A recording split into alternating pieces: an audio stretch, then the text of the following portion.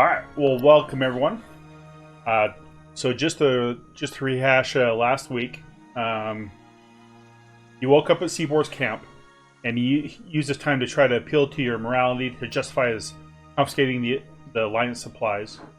You talked with a father whose name was Jansen, last name Jansen, who shared a story that his farm had been stolen by the alliance. Another man who was injured along with his wife and child shared a story that he had started working for a group that eventually had him performing illegal tasks, and once he stopped working for them, they nearly killed him and his family. He said that this group went by the name of the Brotherhood. You were able to fend off an attack on Seabor's camp. Some gnolls and as well as a shaman, goblin shaman, was there. But in that attack, several people, including Jansen and his daughter, were kidnapped. And during the chaos, as the gnolls fled from their attack, a mysterious figure who calls himself Sofer promised that he could help quicken your search in search of those that had been kidnapped, but at the price of doing something that ultimately your group decided was not morally right. You attempted to restrain him, but he was a little bit too nimble, and he left in the darkness.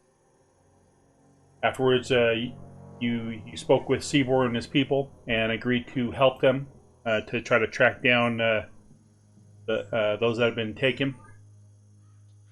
You went up the coastline where following the tracks up to where the river splits off between Duskwood and Elwyn Forest. Seaboard offered to take a group of men into Duskwood and asked that you guys search through Elwyn Forest, which you agreed to, where you came across the camp of gnolls, only a few of them.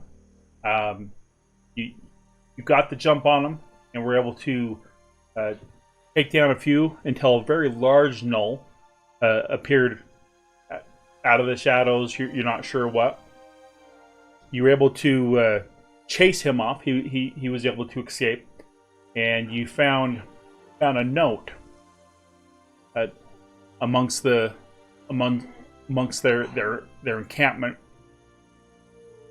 that referenced someone by the name of Gerald Furlbro, who they were going to take the new recruits via the northern route to Gerald Furlbro, who had been told to assist them.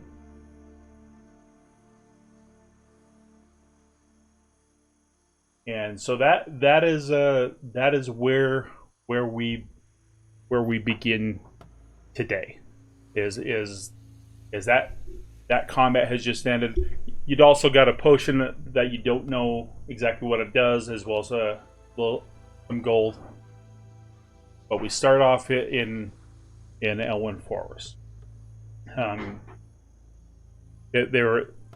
There are a couple of Seabor's men that are waiting back where the two groups split off, and they're just at least that's what you were told, that they would wait for both groups. And so now we turn the time to you. What would you guys like to do?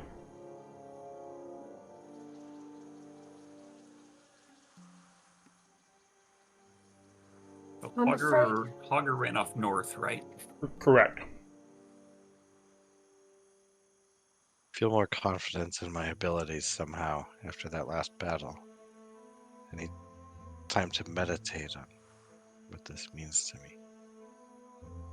I think without all of those their wimpy gnolls to back him up, we could totally take Hogger. We should probably rest first, though. And so, as far as a time frame, it's roughly about 3 p.m., give or take.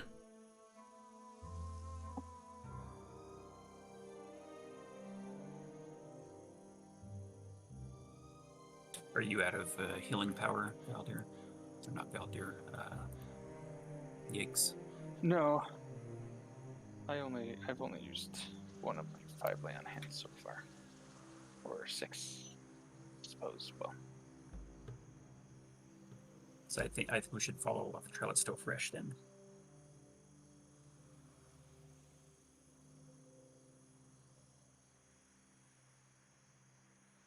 I think we should too. Okay. Let's. Yeah. I agree. All right. All right. Sounds We'll be good. back. All right. So whoever you guys feel is the best tracker, we get a. I guess it's a survival roll, right? Or no, perception roll. Survival for tracking. Survival. All right. So you head north on the as the last known path that Hogger had taken. And while initially there are some fresh tracks, but shortly thereafter, after about a couple hundred yards, as you're going through the forest and the thick grass that is in the forest, you lose any idea of where you think he may have gone. Hey guys, I have no idea where he's gone.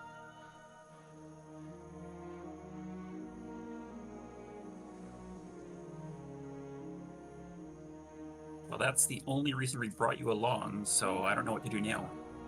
You're fired. I mean... Well, does anyone know what this note might mean by northern route?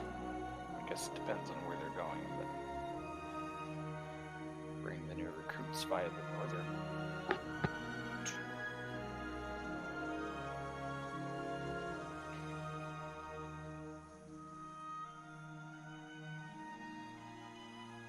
Okay, I'm back if you're waiting on me. No, you're good. We lost the trail, so now we're trying to figure out what to do next. Your hunter is terrible, a terrible hunter.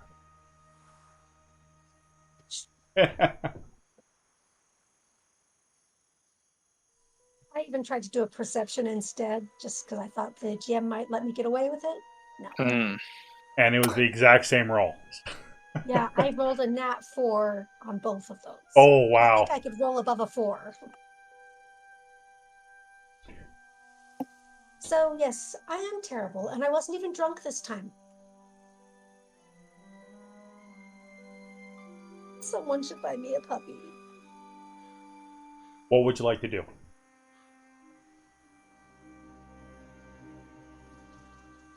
Everyone looks at the paladin. The natural born leader, right? Well, we can go back to the original idea and rest for the night. Maybe they'll ambush us. The new idea is the old idea. So are you referring to going back to Hogger's encampment or back to where Seabor's men are waiting?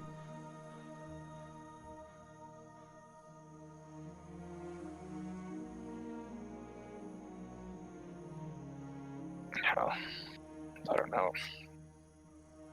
Yeah, we could do either. I don't know how smart gnolls are. Are they likely to try to return to their past encampment or leave it alone, or...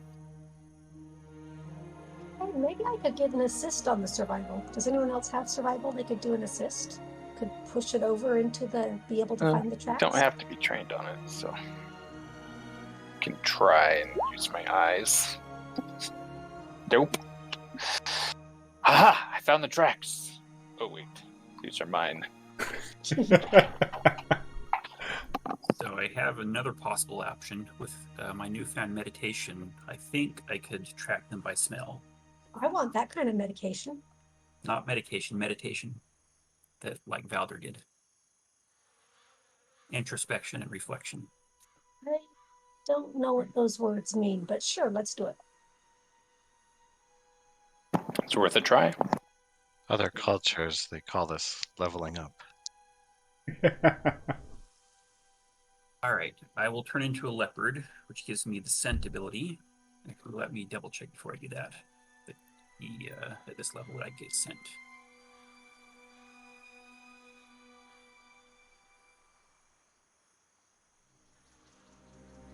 One second.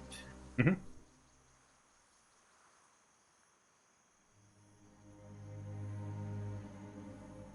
Nope, I need to be level 6 before I get sent out of turning into an animal, so I won't do that. He smells nothing. Well. Alright, so let's go back to Harder's encampment first, and then probably backtrack to where the other guys are waiting. See if they found anything more about where the prisoners were taken. Okay. So you go back to Hogger's encampment. No sign of any other potential gnolls. And then you start backtracking through along the river shore. About a half hour going along the river shore, you hear almost like a high-pitched whining. Maybe 50, 80 yards away, and it looks like there's an animal of some sort just kind of sitting off the shore, essentially, and it's just sitting there, but it appears to be whining. Cute. It's annoying. What kind of I animal? want it. Yeah, does anyone know what it is? It's sad. That's all we have to know. As you Make it stop. as you get a little bit closer, from what you can tell, it appears to be a wolf. A lot of the wolves in this area tend to be more pure white, but this one has some brown streaks of hair in it. I'm pretty sure I knew this wolf in the pre-existence. We have to live with that noise forever. How far offshore is it? I mean, it's probably about 50 feet offshore. I mean, it's give or take about 75 feet away from you guys at the moment. And again, it just appears to be sitting there. Is it a young one? Is it a pup? No. I mean, if you were to guess, maybe a year or two old. I mean, it's a full grown wolf, so it's not a puppy. Wolves can swim. I'm gonna tell it. Wait, don't I have some way to talk to animals? Do I have talk to animals ability? No. Oh, never mind. You might have the handle animal skill to try and convince an animal to do something, But you would need to get closer for that. I do have that skill. Okay, well, I happen to know that wolves can swim, so I'm gonna swim out there and. It's on your side of the land. So because the other side of the river is Duskwood, so this is on the Owen Forest side. Oh, it's not trapped or anything. It's just sitting there whining. It as far from the distance that you're at, it appears to be sitting there, and it's kind of whining towards the sky a little bit.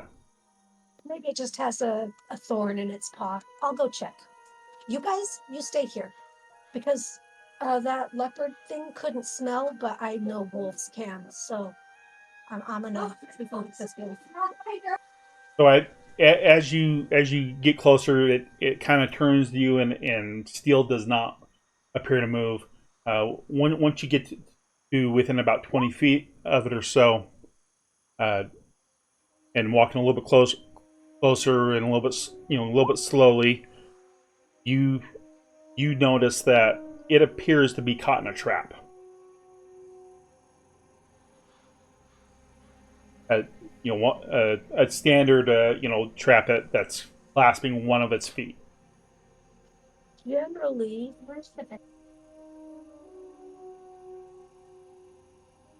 What's that? sorry.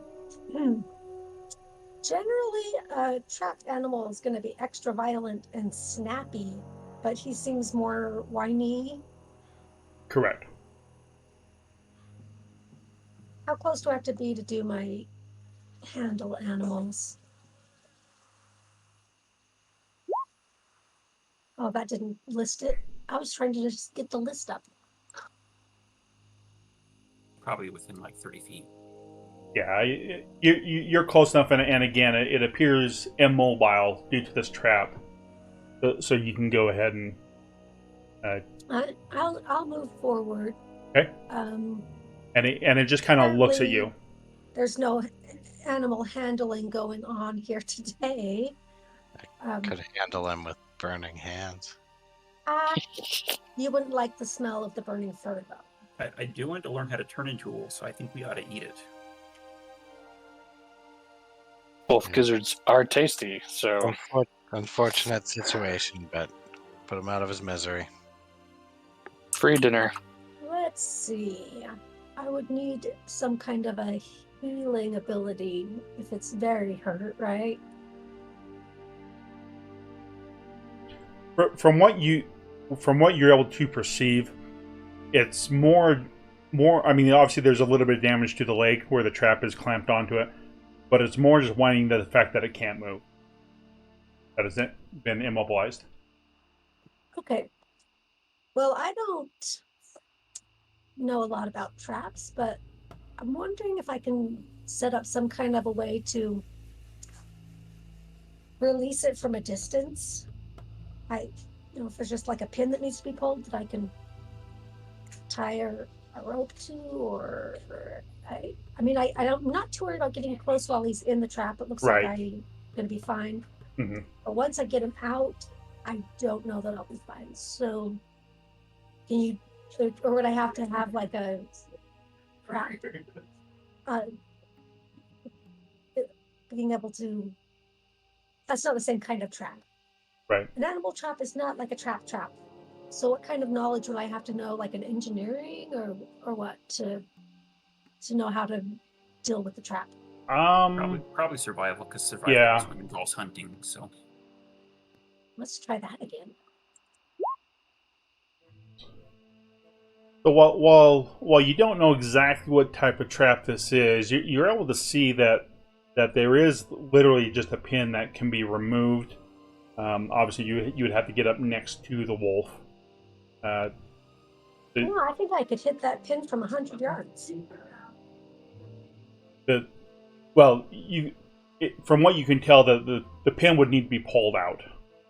So that'd be harder to do with an arrow. Yeah. Okay, so I'd have to get up close enough anyway.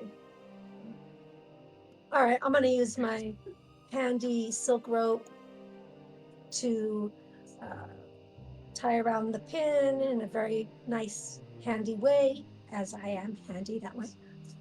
And then I'm going to back up as far as the rope goes and try to pull it from a distance. Okay, so how are you going to try to get the rope to latch around? It's easy because the pin actually has like an eye hole at the top, like where you'd put your finger through to pull it.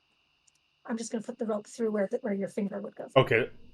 Oh, so you're going to go up next to the wolf then, correct? I am going to go right up next to the wolf. As you do that, mess with the trap. Go ahead and give me a handle animal roll. A real one this time? A real one, yes. if that wolf eats you and learns how to turn into a dwarf, I'm not going to be happy. So It's just that the dwarf bites the wolf and it becomes a were-dwarf. as you get closer and you're going slowly, the wolf again doesn't appear to be making any violent actions at you, and as you get within potential striking distance, it just lays down and looks up to you, and then you're able to put the rope through the pin, and it makes no aggressive actions towards you. Really? Even when I'm up close? Correct. Oh, I'm going to sing to it because I have a great singing voice. Dwarfs are great singers.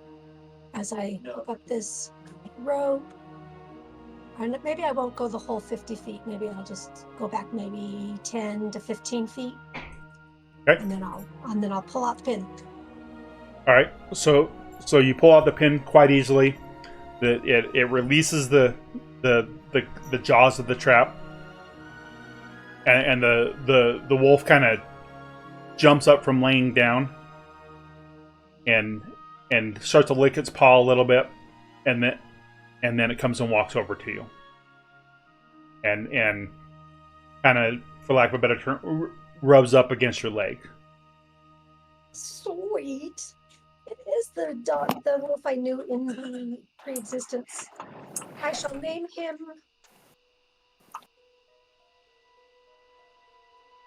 And so at this, Swine. yeah. And so at this point, you've been able essentially to tame the pet. It took a liking to you, and as a hunter ability, so to speak. Not that you're empathic with it, but the wolf will, like, for example, if you tell the wolf to be quiet, it'll be quiet. I mean, you can tell it to search for things, but you don't have a way of seeing what the wolf can see, for example, at this point. And also, and it's not written on your character sheet, but you'll have the ability. Think of like a dimensional pocket, where you can literally have the wolf jump in there and be gone until you need to. If there's a time that you need to actually have it disappear.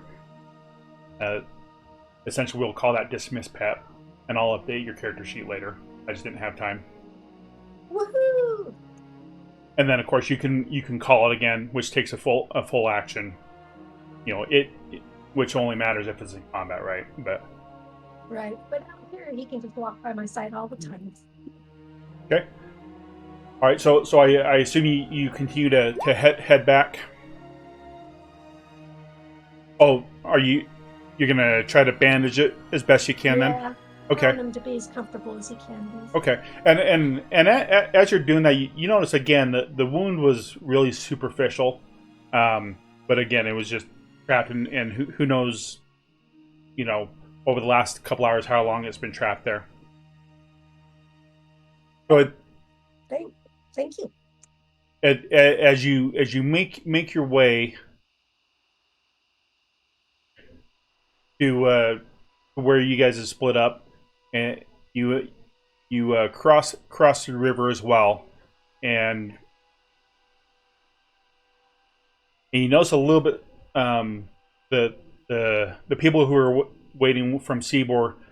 You can see them in the distance. They're further south, so than where you'd left them, but they're still there, and your map should be updated now, hopefully. But there's mine hasn't changed. Did I not move the? Oh, I didn't move players. Ah. How about now? Yep. Oh, and you can add your wolf if you as you see fit. And as Seabor's men see you coming from the north, they've been sitting down and they look up and wave to you, and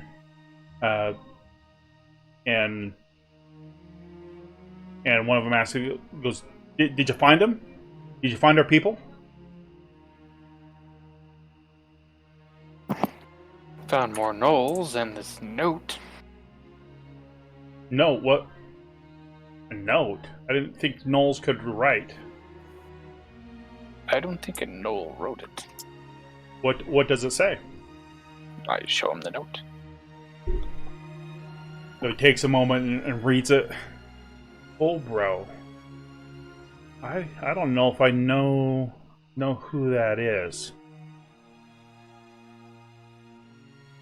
And it's at about this time that you can you hear some screaming coming from Duskwood Forest, and after just a few moments, Seabor appears out of the forest line. followed by, once I put him there, followed by a couple men, and they are on a full sprint, and he yells, "Get to the river! It won't cross the river!" And just before he gets to the river, the largest arachnid that you've ever seen, about 5 feet tall, and maybe about 4 feet wide, with extremely long legs. It's almost a pure white, but there's hints of silver into it, and as it gets to the forest line, it goes up on its hind legs and shoots a almost like a pure silvery look for its web, and it entangles the last guy. Oh, dang it! And he quickly drops, and he's almost completely engulfed. And you can see that the spider starts pulling at its web, pulling it towards him. How deep is this river? This river is actually you didn't notice it when you guys were coming up, but this portion of the river is definitely deeper. From your best guess, maybe 8 to 9 feet deep.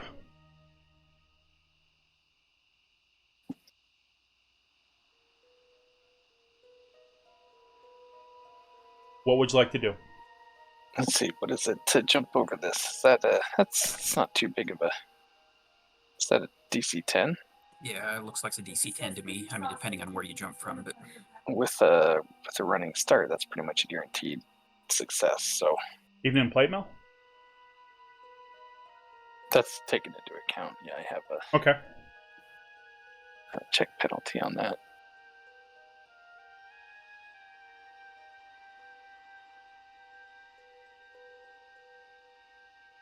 I'm going to go ahead and run into the water and then swim as needed to get to the other side. Okay. So the swimming treat everything as difficult terrain.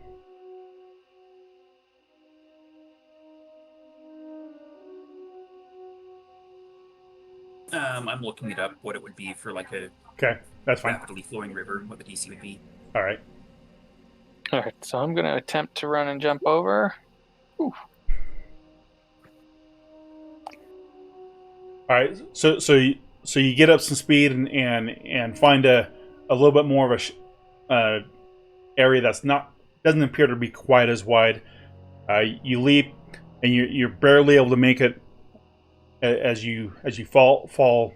Well, not fall, but almost like a long jump. You kind of go down to your knee before standing up.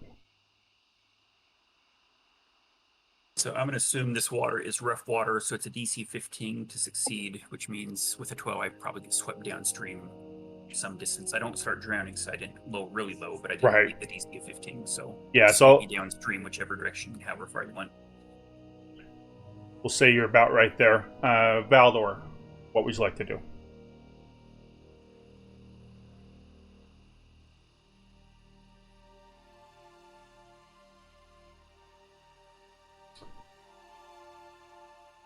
Oh, Valen has us muted.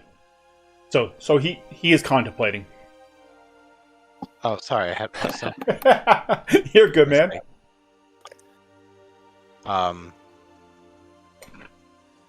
Alright, sorry, I was buried on my character sheet. Are these enemies? No. Just the spider. Just the spider. To the far It's- side. Spiders? It's the largest arachnid you have ever seen. It's about it's about 5.5 feet tall, maybe 4.5 feet wide, extremely long legs, and it has webbed this last guy, and he's been completely engulfed in this webbing, and the spider's in the process of pulling it back to him. Okay. Is this all water here? Yeah, and if you go in the water, you'll have to swim for part of it. The or jump out, like Jack. I wanna- The water, yeah, the water is the bluish area. I want to just like stand on the shore as as much as I can, All right. and still be able to cast spells. And Probably I don't think I have. inside then. I don't think I have anything that can hit him yet at this range, so I'll just save up the PowerPoint. Okay. All right. And Seabor and the other two men either not knowing that this person was grabbed, or maybe they don't care. They start working their way to try to swim across. All right. And again, we're not doing initiative just yet. The next turn, this guy gets pulled in a little bit closer. All right. But I didn't get a chance to shoot an arrow. Oh, sorry. Sorry, I didn't mean to skip you. Yeah, go ahead. Okay, I'm gonna shoot at that there spotter. Okay. With this here longbow. For 25. Okay.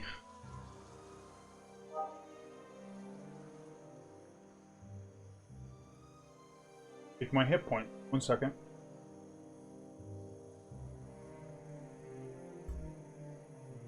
All right. So you steady your aim, and partially due to its size, you're able to hit it square in the side of his torso. The arrow sticks in deep, and you can even see that it's starting to bleed just a little bit, like a almost like a tar color of blood.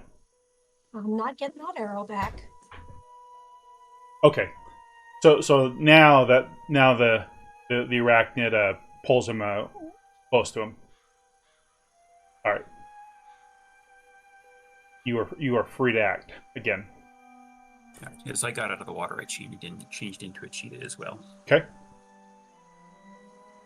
Are these bushes enough to impede me charging the spider? No. I mean they're there, but yeah, no, you're good. Then I will do a charge. Okay. Probably not gonna hit it, but we'll see what we can do here. So you rush in, and despite its size, somehow is so nimble that it's able to almost sidestep your feeble attack. All right, Beldar. And I try and hit it. Oh, Probably isn't enough. Okay.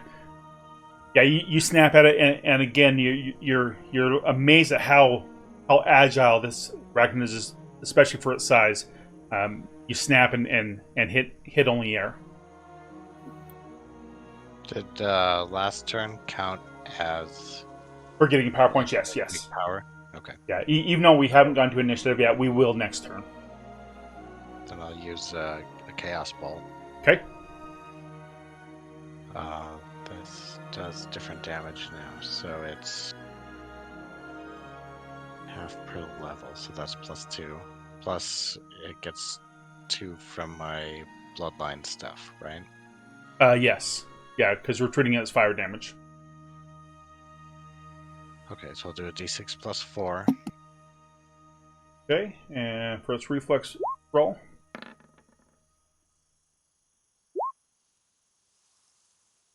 All right.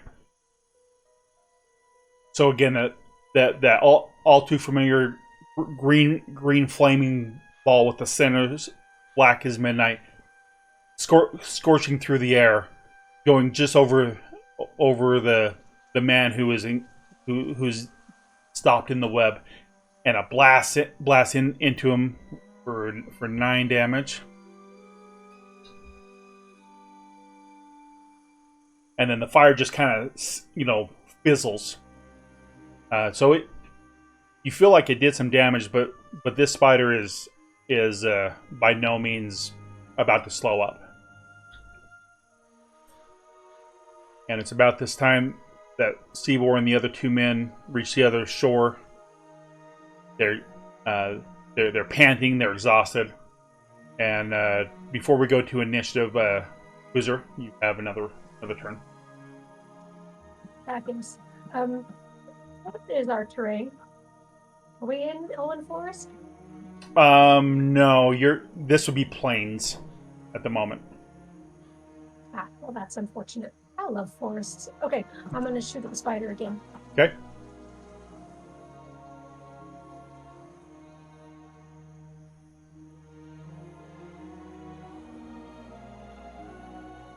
As you take aim, another arrow hitting just above one of its legs, causing a little bit of that tar-like blood to come out. All right, so now at this point, let's. I always forget where. Oh, there's the initiative. Let's go ahead and roll for initiative.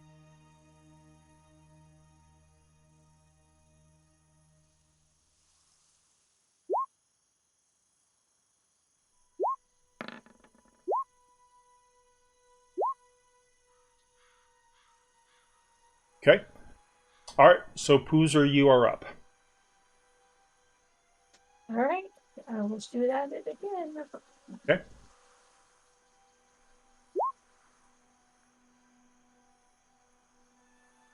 As your arrow soars through the air, there seems to be a little bit of a gust coming off the river, and it forces it to go wide, landing helplessly behind the spider. That brings us to Manla. All right, I will bite and claw at it. Okay. So there's the bite. Plus 2 claw attacks. All right, so the bite did 3, right? Assuming, and so the bite hits. The bite did 9. Oh, okay. And then each claw that hit did 10. Okay. So you're able to hang on. So subtract 1 from each of those numbers. I have something checked wrong. So it should be 8 and 9 and 9. Okay. All right. So you're able to snap at one of his legs, and you're able to dig in deep. Your first claw attack, you hit it, but you're surprised to find that its torso is incredibly sturdy, and so it does not appear to do any damage. You follow up with your other claw attack, and you're able to get your claws to pierce the incredibly sturdy shell. So that should be 9 and 8, correct? 17. Yep. I will also burn 2 power points to build up combo points. Okay. Swift action. All right, sounds good. It's my turn. Okay. So the spider stops pulling in his captor, as it were, and he turns to Manla.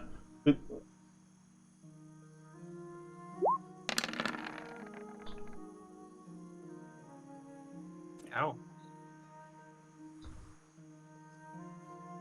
And he bites deep into your side, and you've never experienced so much pain from anything in your life.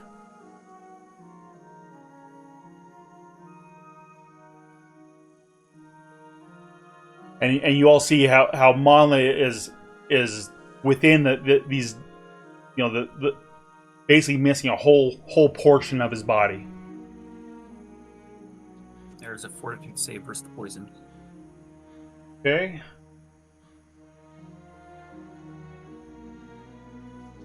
Fortunately, your natural elven abilities has enabled you to avoid any effects of its poison.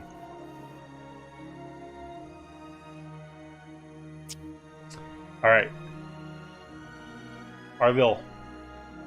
I think we might have gone into a level where we're an area where we're out leveled. Mm-hmm. All right.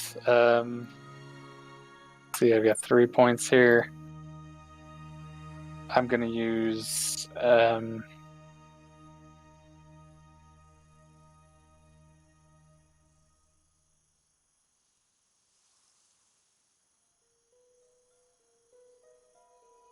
Yeah, let's do that. I'm gonna use all 3 of my points here. I'll use 2 to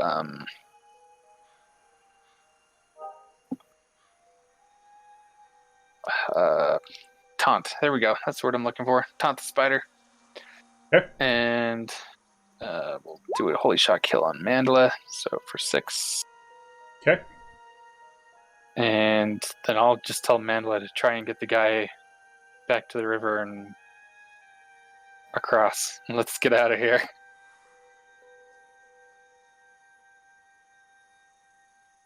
All right. 5 foot. And go into So total defense. so you take your hand and point towards Monla, and this newfound ability allows you to energize Monla with some much needed healing. Valdar. Wait, are we running away? Well, you don't have it, to. It almost one-shot me, so. Yeah. No, I missed what just happened. Okay. Yeah, I'll just stay here and keep shooting until you guys make it to shore. So. Okay. Unfortunately, I don't have the power points this round, so pass. All right. Okay, Poozer.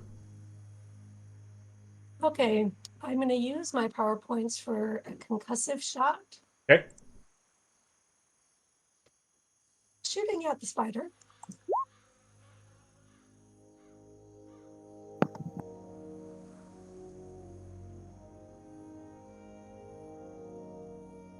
As you see your druid friend almost bitten in half, you're shaking a little bit, and it breaks your concentration, and so you unfortunately miss.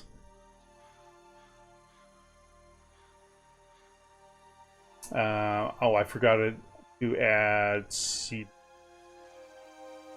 Seaboard now finally realizing as he gets out of the water, realizing what happened. He pulls out his bow,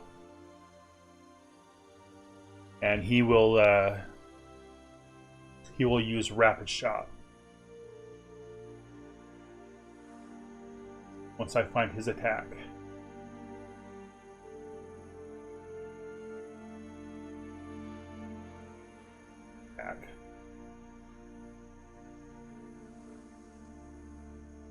I'll just roll it now, then I'll just add it.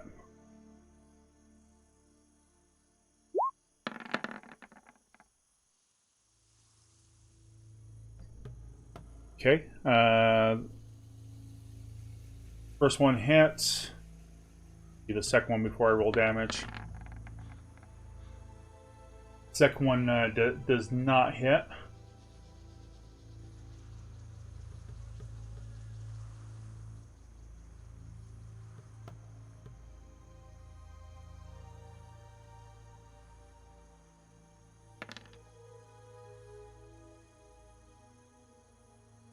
Plus his damage.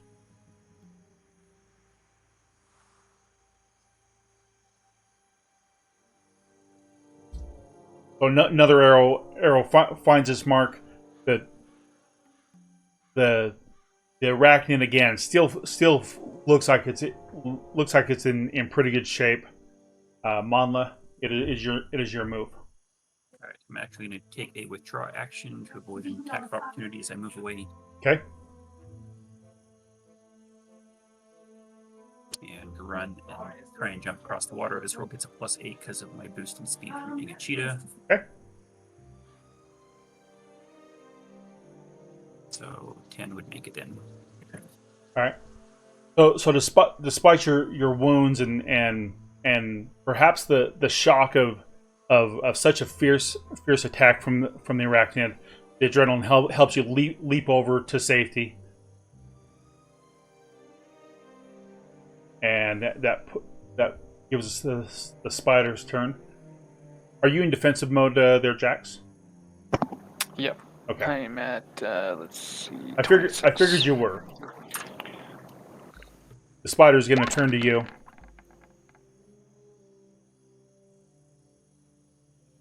So the spider's long mouth with pincers lunges at you, but you're able to knock it away with your shield. but you can feel the force and the sheer strength of this terrifying beast. Arlil. Or move. Well, Angela didn't help me drag this guy away, so now I'm not sure what to do. I growl at you.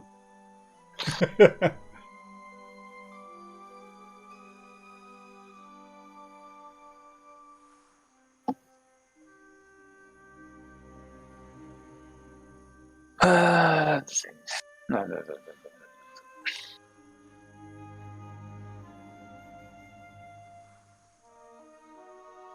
up real quick how this works.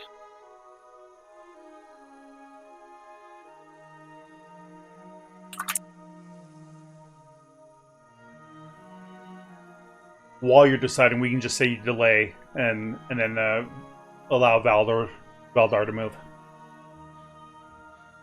Yep, that's fine. So we'll pass EX for just a moment. Valdar, what's your action? Chaos Bolt. Chaos Bolt, okay.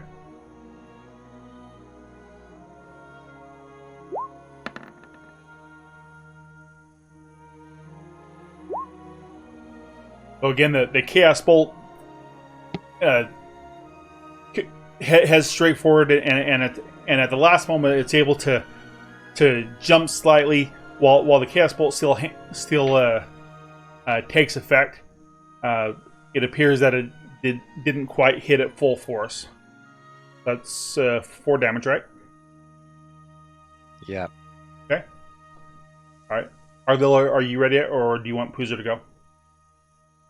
Boozer can go. I'll go Okay. after that. Okay, Poozer. Right. I mean, maybe if I hurt it enough, it'll let go of the guy. So I'll shoot again. Okay.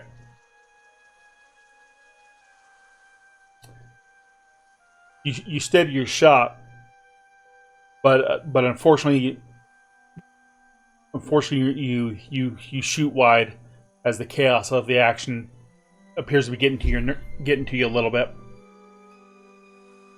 All right, Arlo, you ready yet, or should we give Monla his turn? Oh, jeez. No, it's fine. I'm going to. Why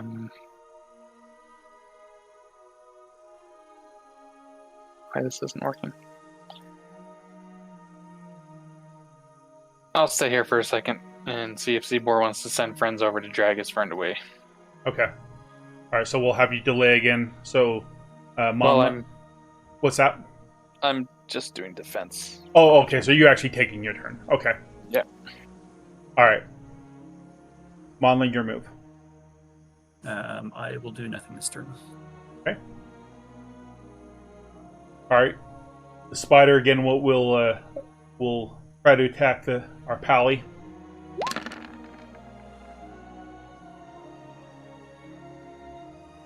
Does a 26 For hit? a lot. Yep. So as you're trying to shield the man who's stuck in the web, the spider lunges at you and it gets a good old solid bite on you, doing 27 points of damage, piercing deep past your plate mail. And so, as an immediate action, you holy shock yourself. You do suffer 1 from the holy shock. Yep. But the rest of the healing goes. And then give me a DC roll for poison. Or are you immune to poison as a pally? I am not immune to poison, no. What is it? Fortitude save? Fortitude, yeah. Yeah. Fortunately, your god is looking down upon you and giving your body strength to resist whatever venomous effects that this arachnid may have.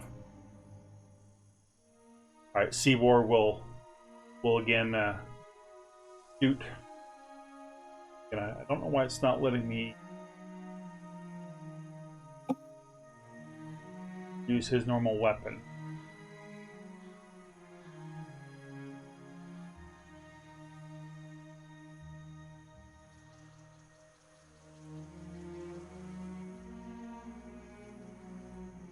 All right. Oh, there we go.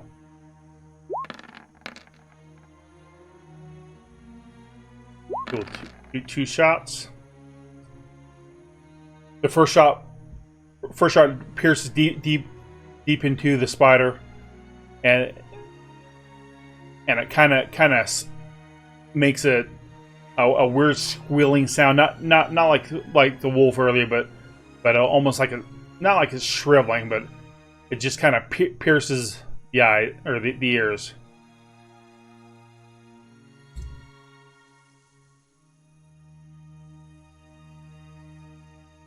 All right, Arlil, it's your move again, since you had delayed.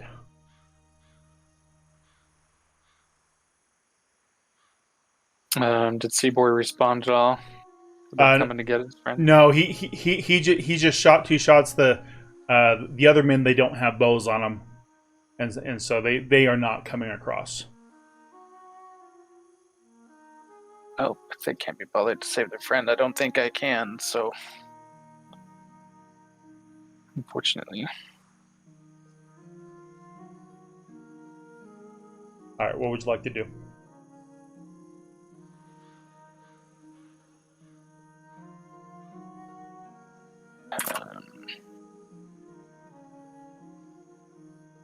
Five foot step back and Okay. keep up total defense here. Okay. See if he comes after me or drags his prey away. All right, and that's your move. Yep. I don't know why my health bar isn't updating appropriately, but I'm keeping track of it. All right. Then. Okay, Veldar. It updated on my screen. It is? Oh, good. Because it's not on mine. None of my bars are updating on my screen for some reason. Here, I'll look at your code real quick in GM mode. Pass for me. Okay, pass. Boozer.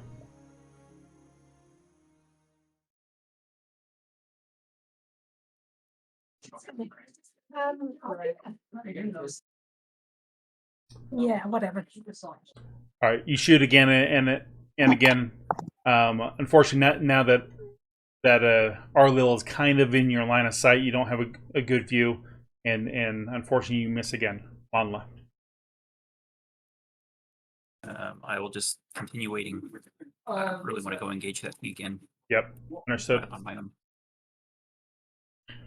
All right, the spider, seeing as Arlil's backed away, turns back to the man who is literally almost entombed in its web, and it grabs the man and lifts it all the way up, and starts to back away with the man in its pincers, in its mouth. Arlil? Oh yeah, because we have people pass. Well, I guess I just, let's see, I can't. I've got 2 moves, so I can run and jump back over. Okay. It's not next to me. All right.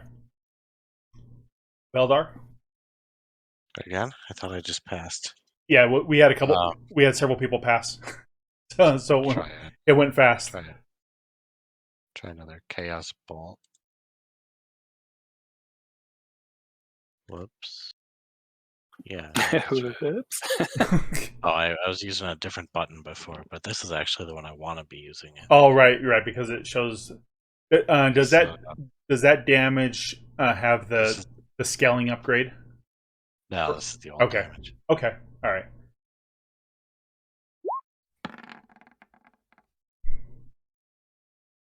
Okay, so it does 7, and then so it's basically 1 point every 2 levels, so 9. Is that correct? Yes.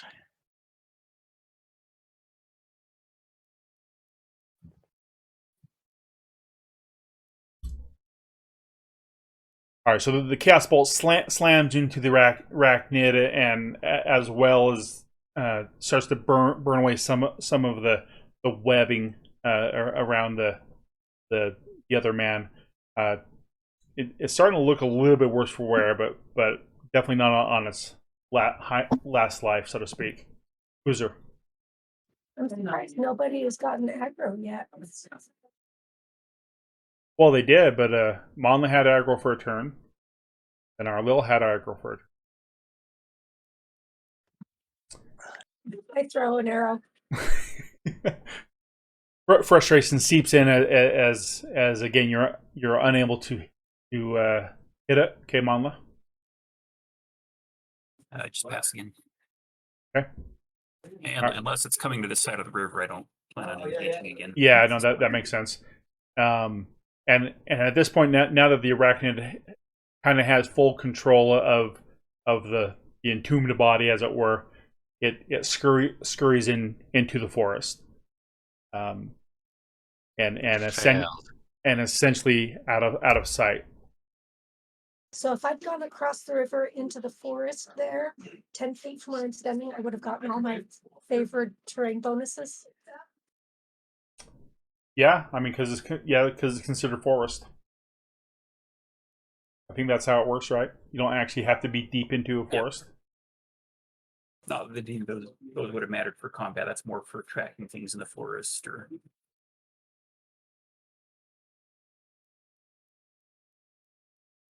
So with the trauma of seeing a grown man literally entombed and taken, Seaboard goes, "Oh," and he swears under his breath. We saw two others. Those we lost two other men. Please tell me you guys had better luck. Did you find our people?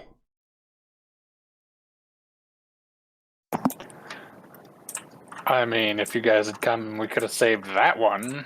So I'm not sure how concerned you are, but no, we didn't. I'm a little offended at your attitude, at your tone.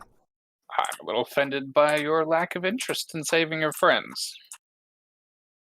Well, I mean, if you, I guess if you were as honorable and you know, how can I say it, a pure paladin, you wouldn't have run from combat, would you?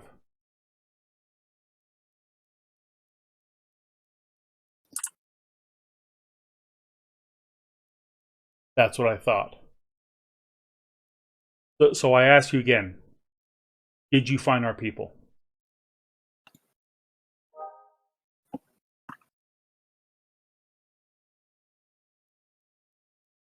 Wait, did we? No, you guys had found Hogger's one of Hogger's encampments, but you did not see any people there once you guys had gotten there.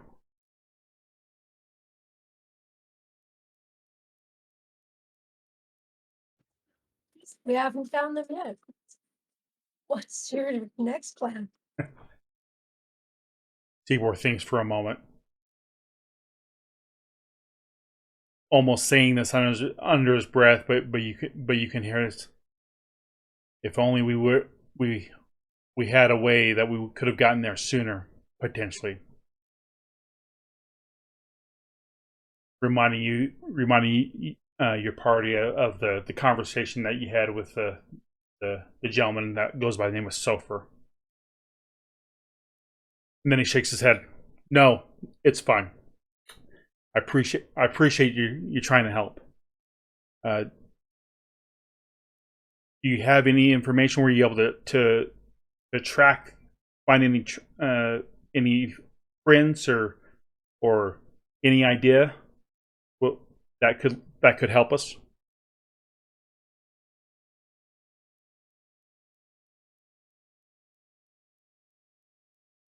Turn back into an elf so I can talk. Oh. There were some tracks. We lost the tracks, though. Lost the trail. Weren't able to follow them deep into Elwyn Forest, wherever they were going. But we could take you to the camp if you think you could do a better job of tracking. I mean, while I know Westfall quite well, and I've been into Elwyn Forest, I would not call myself an expert tracker per se. I'm a hunter. As far as I can hunt things for food, and hopefully to try to defend myself.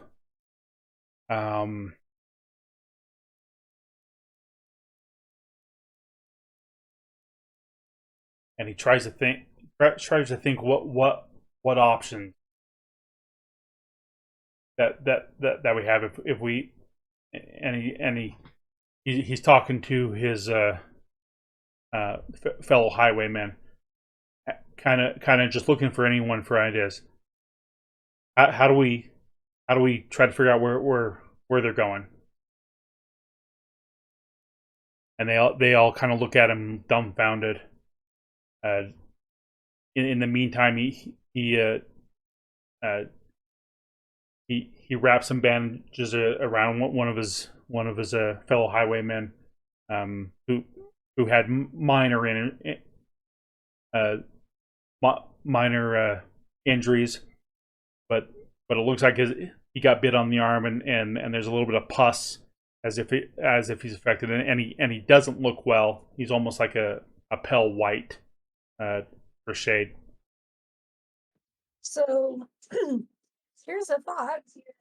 I've got this here friendly wolf, and he may be able to track better than we've been able to. And he kind of looks up and he goes, when did you get a wolf? I mean, that's great. I mean, we're soulmates. We've known each other forever, but we just met today. he kind of smirks. He goes, "No, I understand. I understand. I've never been one for pets. Not that I have a problem with them, but I've always wanted to, do everything myself. So if the wolf is able to help you, great. If you guys have no other information as far as where they may have been, then I guess I would suggest we can go back to our encampment, and hopefully heal you guys up, heal us up, and plan from there."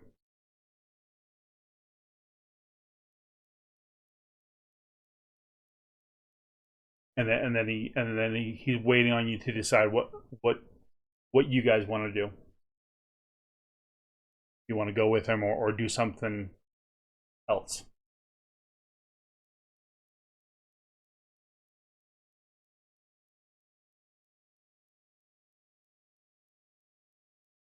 Okay, my browser locked up. Everything's locked up too. Veldar's able. I've seen Veldar move. That seems okay. Need to reload it.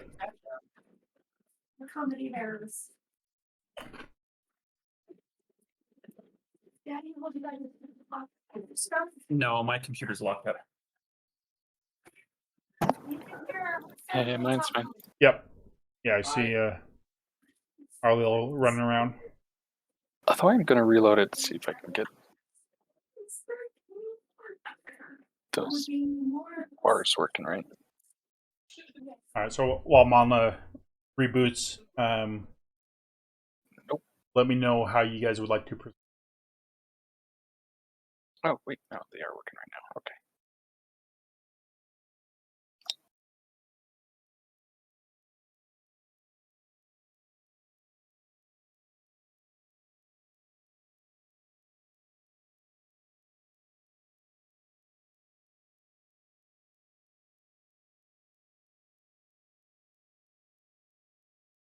You guys decide. I will eat it. Delicious. What? So wait, I could do with a summary of our current leads. None. Well, you None. guys have a note. Maybe the wolf could track, but yeah, the note is vague. All right, so we failed There's a your quest. name. So you have not shared the note with Seabor as of yet. We failed the quest. We go find a new one. It I mean, happens. we did with his friends. I, for one, am kind of sick of dealing with this man. I find him to have no honor, and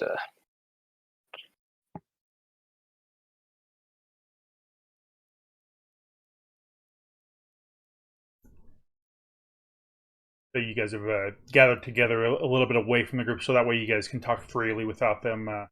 and no competence in protecting his own people, and no interest in saving his friends when they're about to die, even though I was willing to if it was up to that, but at one point.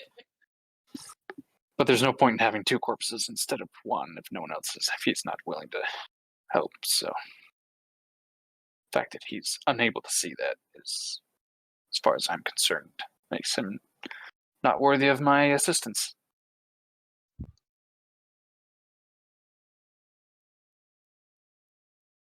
I'm ready to head back to the tower and get the town guards and come put these people to the justice they're owed.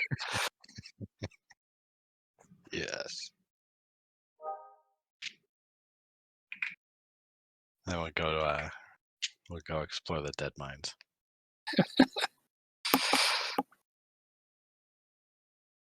If only you knew that they existed yet.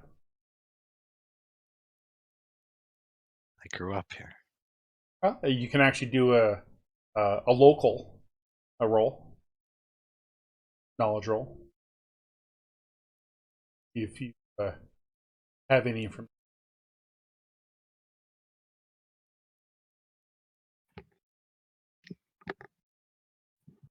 Yeah, while you've grown up here, your family moved around a little bit, and although you are very familiar that there is a criminal element, you don't necessarily know where they're based or whatnot.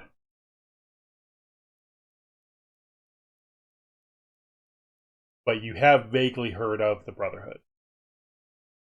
Okay. From I might have heard of some underground spooky stuff. I don't know anything about criminals and all that. Yeah, well, the Brotherhood is the organized crime, as it were. Though they've not always gone by that name.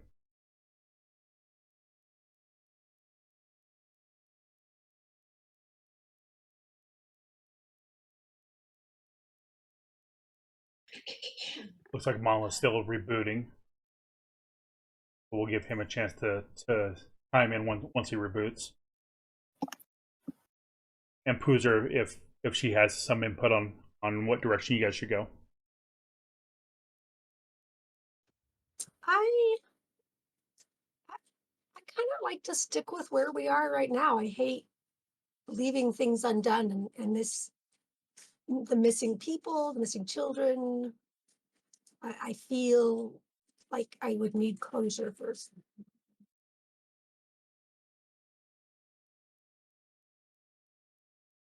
I don't need that at all.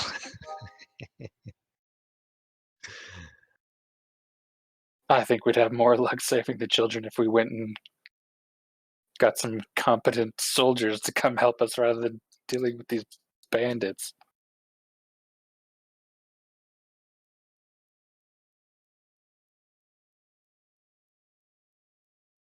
I mean, I'm all for continuing the search. I just All right, I'm I back. don't have any ideas for how to do it. So Right. And I mean, aren't we the competent soldiers? We're the soldiers. Some of us are. Just kidding. Right? I'm Our just tracker saying. seems a little less than competent. Ugh. All right, Mala, we want to give you an opportunity to chime in on what direction. I assume you heard Valen's and Veldor's thoughts. He didn't. No, I didn't. I was rebooting. Okay, so if you guys want to repeat what you guys are thinking as far as the next course of action. I say we don't have any active leads on this. We've basically failed the quest. Abandon it. Move on. If we find them, great. As we're doing other things. But I say we go do other things.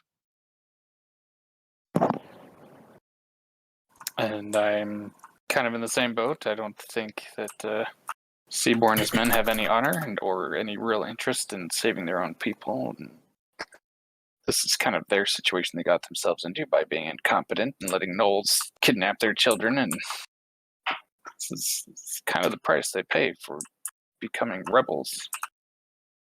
I mean, I'd be happy to help, but they don't seem that interested in helping themselves even. He's happy to let me risk my life to save his people, but not interested in doing the same. So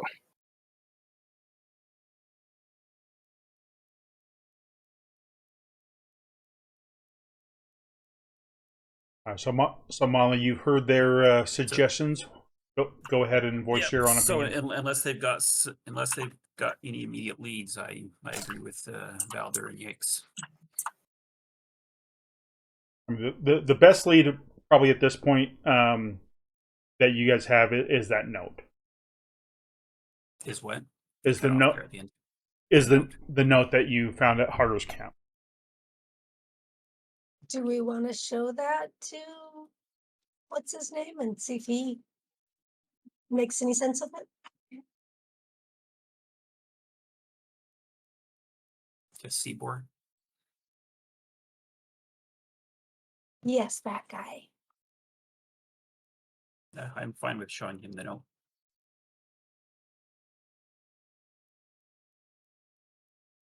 yeah, I'm fine. Leave him the note and tell him good luck, and we'll be on our way as far as I'm concerned. All right. So one of you, whoever it is, doesn't matter, I guess, goes over to Seabor and reveals the note that you found at Harder's camp. And he looks at it and he goes and thinks for a moment. Bro. I think I know where that is. And he reaches into his pack, and he pulls out a map, and hopefully you guys should be able to see that now, as a handout. Hopefully it shows up in your journal. Tell me if it doesn't. You should be able to click it and do a show to players. Yeah, you can also do that. Oh, But yes, I can see it. okay. Yep. All right. So, oops. I'm not seeing it in my journal.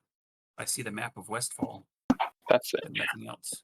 Although I don't see a furrow bow on it anywhere. Oh, right. So he looks like I'm not able to use the pinger, but if he goes, we're near the bottom of these hills right now, over on the right side next to the river, up in the northeast section.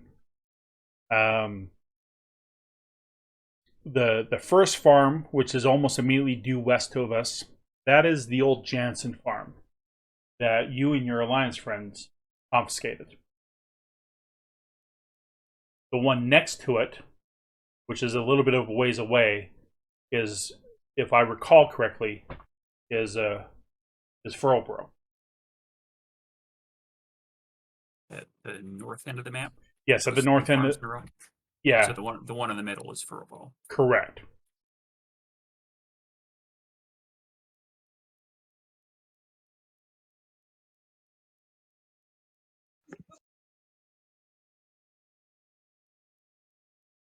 And so he goes, if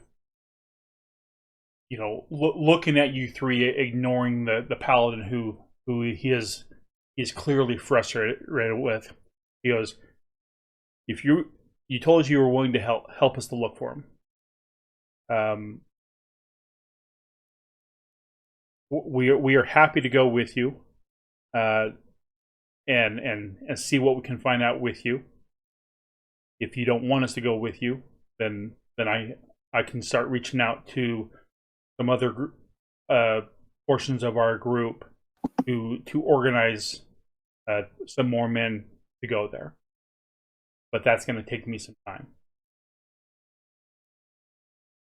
What are we expecting to find there?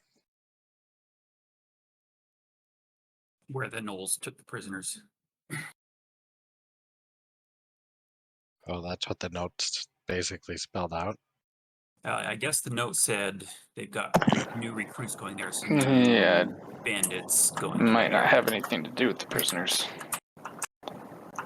Well, seems like I mean, that they have at least one camp there, so there's no guarantee that they have others anywhere else. I mean, they, I think it's useful information all the same. I mean, What if we stop at Sentinel Hill? that's what I then- think. And then head north after resting for the night. I think that sounds like an excellent idea. And Seaboard can start making his other contacts in the meantime yep, to see if he can figure out where the prisoners got taken to. sounds good. So the trip to Sentinel Hill, that's going to be roughly 3/4 of a day. And again, that first farm that's close to you is only a few hours away, which is an alliance alliance farm now, so to speak. So we could go to the farm to sleep overnight and then travel north the following day then. And I'm okay with that. and just as a reminder, because it may have been a detail that didn't matter at the time, when Seabor took you guys in, they destroyed your alliance paraphernalia, for lack of a better term. As far as your tabard, so you do, just so you know, you do not currently look like alliance soldiers. Or you don't have that insignia. So I just say that Hopefully we just don't look like bandits. well, who's to say what a bandit looks like, right? But They all have red bandanas.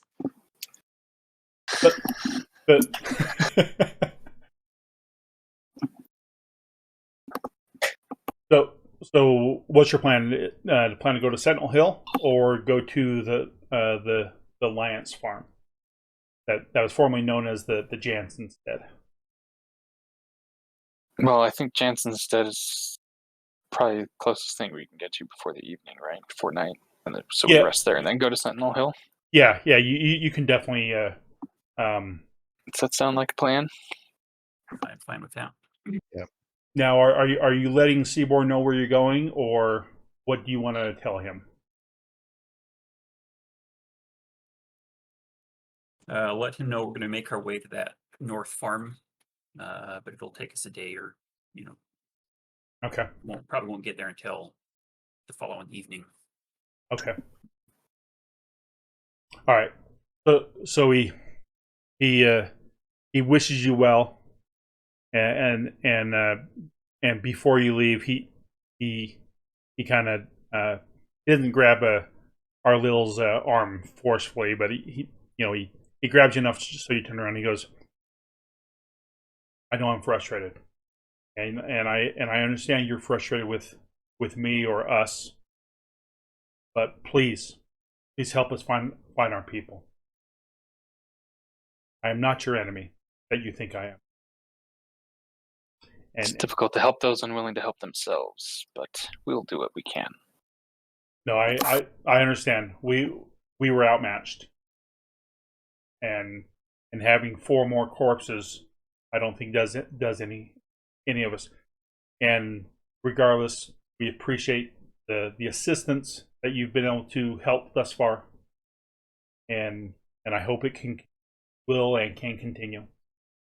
And with that, he and the four men who are left out of the original 7 that had come with him, they start heading down south, along the shoreline. All right. So at this point, you're going to go ahead and head to that first farm, the old Jansenstead, which is now an Alliance controlled farm, correct? Yep. Okay.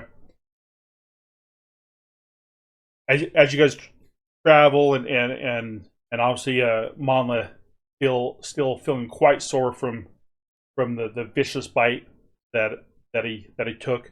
You're slowed a little bit, but after a couple hours, just before dusk, you're able to get there. Oh, how hurt are you still, Monla? I'm at 7 hit points of 34. Then I definitely would have healed you somewhere here before we go anywhere. All right, yeah, you can go ahead and do that along on the way, essentially.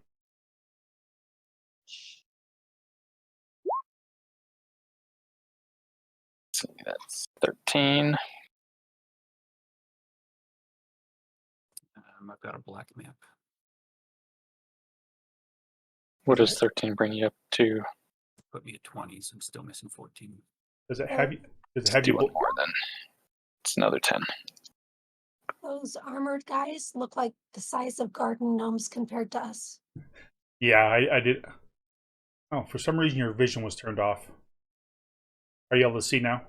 Yeah, there we go. Can everyone see? I can see Okay. garden That gnomes. leaves me with 2 more. Okay.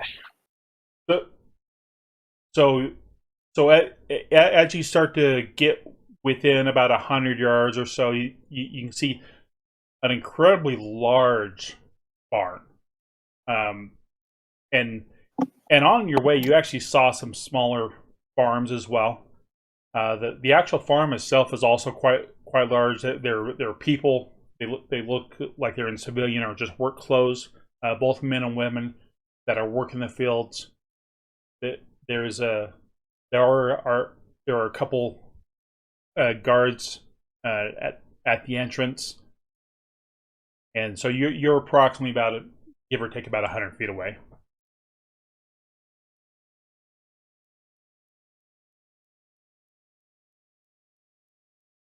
How would you like to proceed? All right, what do you guys think?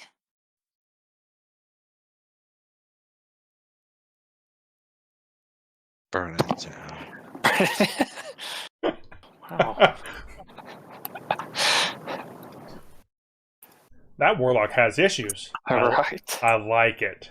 Destruction. Destroy everything. Serious pyro. Oh, there's some horses over there. They look nice.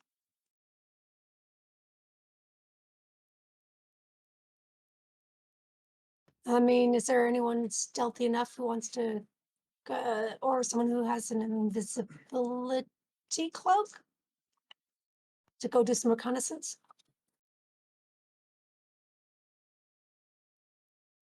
So is there not like people around, or I don't actually have tokens for them.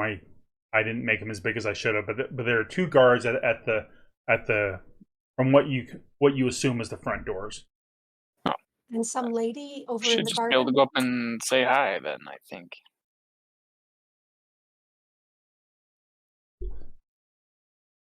Is that a person in the garden, Krovex? Yes. There are a handful of people in the garden in civilian clothes, worker clothes, and that's the farm. It's not a garden. Oh, that's So- the farm. And do they look like they're there of their own free will and choice? I mean, to the best of your knowledge, you don't see like chains on them necessarily. No taskmasters standing around with whips. No.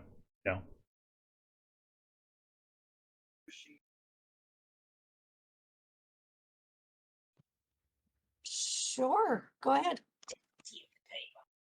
You can go Yeah. talk to those guys. Yeah, I'd just go up to the guards. Okay. Let them know we are As soldiers from Stormwind yeah. on So assignment, but we're apprehended by brigands and our tabards stolen, but okay. making our way back to Sentinel Hill to report in tomorrow. So the first guard, there's two of them. He goes, and And what's your name, sir? Our little yakes. Our little. Well, I mean, Light let, be with you. let's let's have you check in with the sergeant inside. You're welcome to. Union men are welcome to all go inside. Although, as he looks in the distance and he sees Poozer, he goes, "That wolf is not going to be allowed in here. It'll have to stay outside."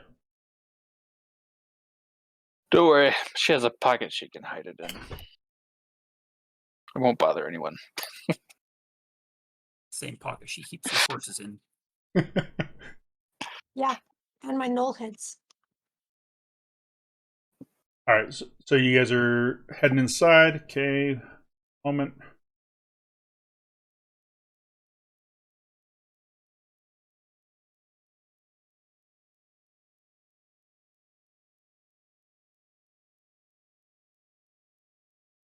All right, so the guards let you pass, and the door you also notice is also it it it's incredibly fine, like really well built, which in your brief experience being in Westfall of the farms that you've passed, this seems a little bit unusual.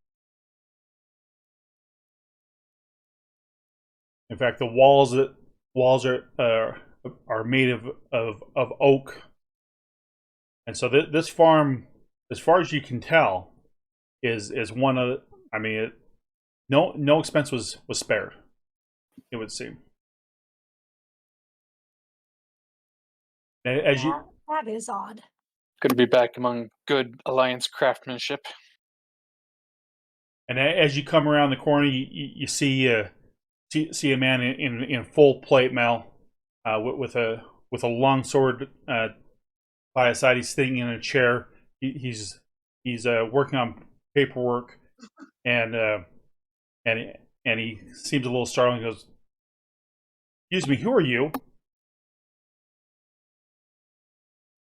Our little yakes, paladin of the light, soldier of Stormwind. And just and companions. and companions, right? Um, and just as you say that, you hear someone coming behind you.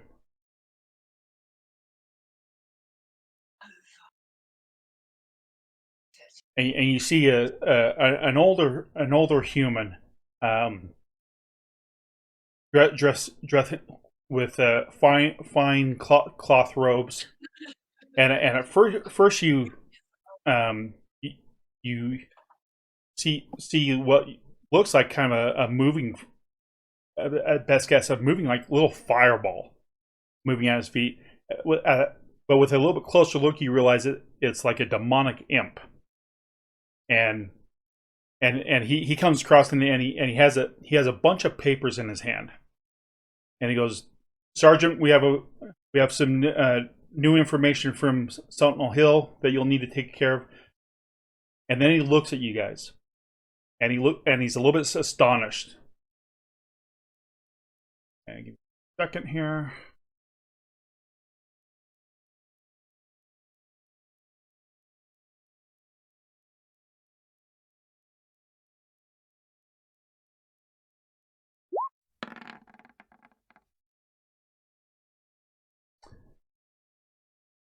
And all of a sudden, he drops all of his papers, and he quickly scrambles and starts trying to shuffle again, looking at you with as best as you can tell, a strong amount of concern. Need help, friend? Oh no, thank you. And he picks up these papers, still a little bit disheveled, kind of just throws them on the sergeant's desk, and the sergeant goes, "Corporal Plated, what is your problem?"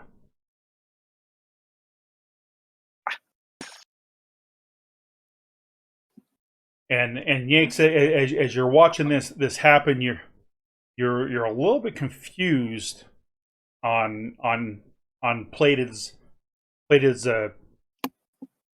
actions at this point. And as the sergeant talks to Plated, you guys notice that one of the papers that again, it's kind of disheveled, it's not organized, they're just kind of thrown on there at this point. One of the papers, you can see a portion of the name Monla on it, and then below it, it says, how do I want to put it? Deceased. Missing in action. No, it Wanted, dead or alive. it says dead or alive, and that's all you can see on the paper. Wow. Mandla, what have you been doing? Same thing you've been doing. Oh yes, captured by bandits. And Platus speaks up again. He goes, "Sorry, Sergeant. I apologize. I tripped over my imp." And then he speaks to Monla in Elven. He says, "You need to get out now." And the sergeant goes, "What was that?" He goes, "Oh, sorry. I was just talking to my imp." And Plato starts walking away.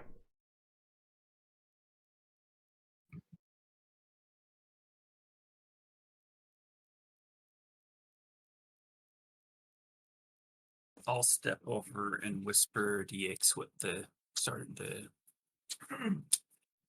corporal said. Yeah, corporal.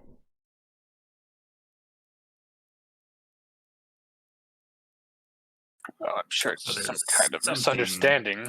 Much more severe going on here.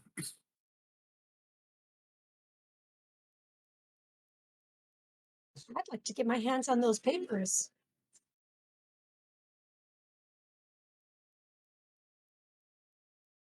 No one's suggesting to heed the warning. I think we should also heed the warning. But Mongla didn't say he whispered anything to me, so you know. Thought it would be too suspicious whispering to everyone. Well, And it's probably and best to be at discreet. at this moment, this large door that is behind the sergeant opens up, and you can hear you can see someone kind of poke their head out. He goes, "Sergeant, I need you right away." And so he stands up and he looks. "I'll be right back. Don't go anywhere." Sure, no and problem. He goes through the door and closes it. And again, you notice that this door is, again, it looks like a really thick, well-made door. Not something you would expect on a normal farm.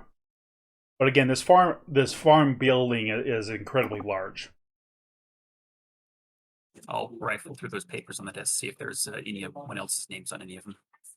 To be true to the World of Warcraft spirit, I'll dance on the table. So as you rifle through the papers, you see that there's a paper with each of your names on them, with a brief description. There's no image as far as like you would see in a photo, right? But it lists that you four have gone AWOL. Veldor, what cantrips do you have? Acid splash, spark. Perfect. Acid splash should do just fine. What are you thinking? Might accidentally these spill on these Papers are clearly lies. So the honorable way of dealing with it is by burning them or melting them. And then finding out where they came from, yes.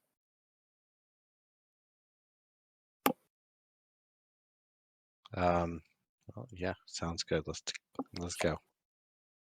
We don't want to just take them and leave. Well, the sergeant did want us to stick around, so if we leave, that'll raise suspicions. Yeah, just splash them where they're at on the ground here. All right. So you put those 4 papers on the ground, and do your acid splash. It quickly dissolves all four pages, and then it also starts eating through the wood flooring up until the point that it gets to just the earth. Whoa. Come on, how come it's never that lethal? encounter? Yeah. Darn imp.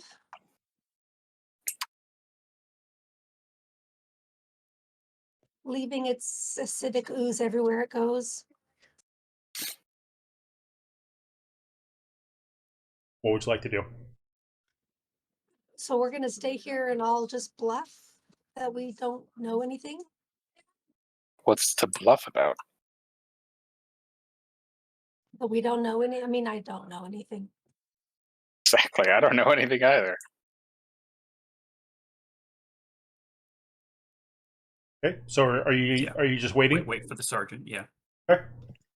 Hey, What we do have is I'm waiting information on the back here by the movement of window. gnolls and potential locations for a group of bandits that have been bothering the area. And oh, as you go, as Poozer goes by the window, she can see those horses that you saw earlier, and you see, What I was looking for. and you also see Plated, and he looks at you, and he waves his hand or beckons you with his hand, in I a will go over to the window. in something of a furious motion, indicating urgency. Yeah, I'll go over there. All right. climb out the window. I can talk to him through the window without finding out. I'll ask him. He's a little bit of ways, but you can definitely try to communicate. The window is not locked.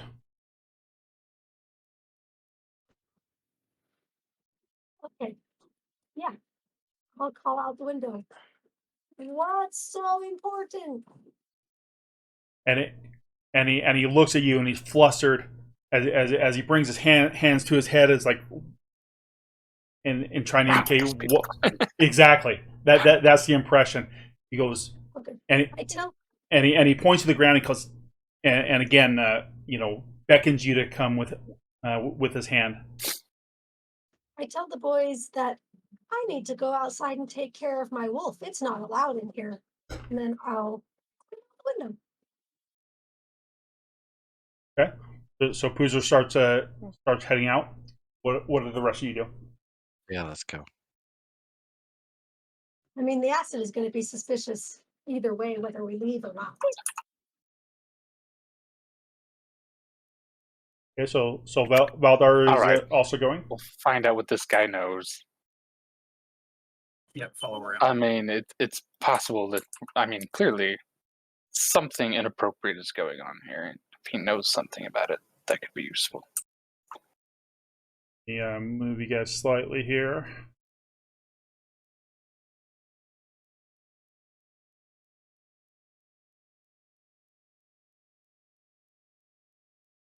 And as you come around the corner, you see Corporal Plated, and he's kind of looking around. And as you come around the corner, he's like, and he looks at Molly and he goes, "Did you not understand what I told you?" I understood. Just trying to figure out how to clear up this misinformation, this misunderstanding. What's going on here that we don't think we could clear it up? Well, I don't know if you understand or not, but you guys are being accused of being AWOL. You guys were supposed to reach Sentinel Hill 3 or 4 days ago, according to the information that Sentinel Hill had told us. Well, that's not incorrect. Not accused. That's happened. We were abducted. Well, here's something you need to. I don't know if you know. If we'd run away, we wouldn't just walk back in. Well, I mean that I can't say. For, I obviously I don't really know you particularly, although I I know more than I can really tell you at this moment. But there's something you need to know about about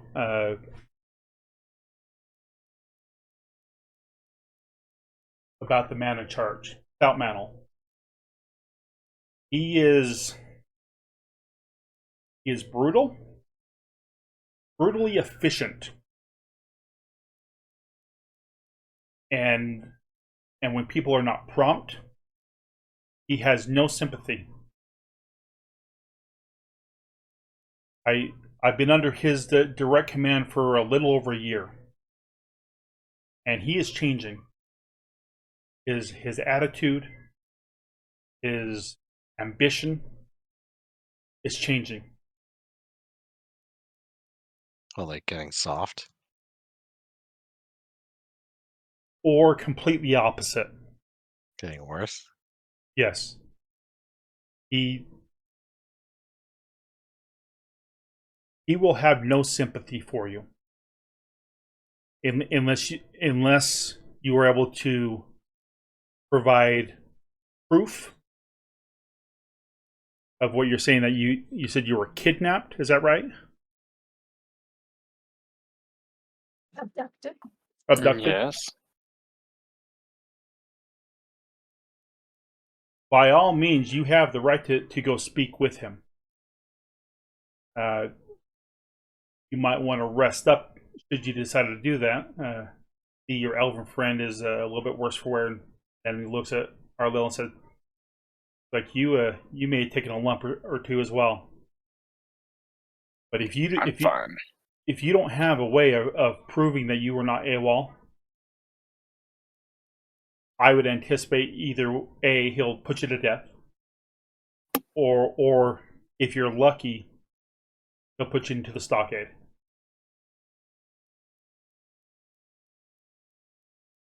Those papers that are on the sergeant's desk, they just came in today. I don't see any papers on his desk. Well, I left them on the desk and made it so you could see them. It's not going to, once the sergeant starts going through his papers, he's gonna realize there's a problem.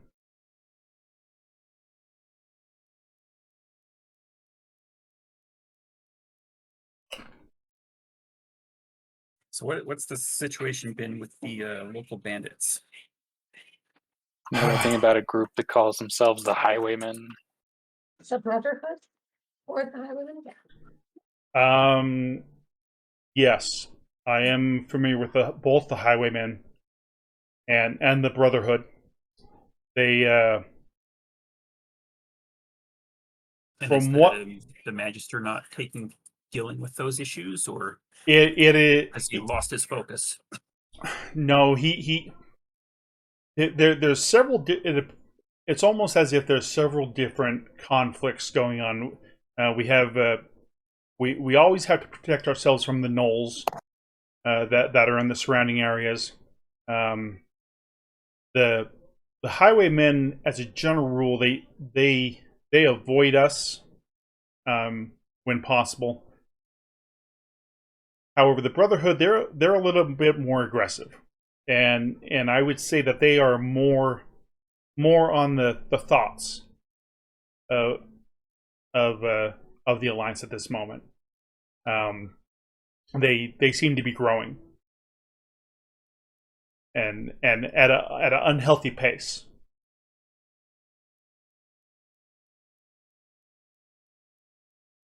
I forget which group it was that took us prisoner. The Highwaymen. The Highwaymen. So we have information on both the Highwaymen and the gnolls that would be useful. I don't know what to take of this information. Well, I mean, clearly someone's grown too big for his britches or something, but Well, So Aside maybe from we need to go taking this above his head. information above his head, yeah, to back to Stormwind or something to let them know what's going on. I don't know what else to do here. It's Is there anyone in Sentinel Hill that we can trust to? I mean, obviously we can't just walk away because otherwise, then we have gone AWOL. yeah, At Sentinel we're Hill, in a bit of a catch-22 at the moment here. right? So most of the men at Sentinel Hill have been handpicked by the marshal. They're his lieutenants for sure.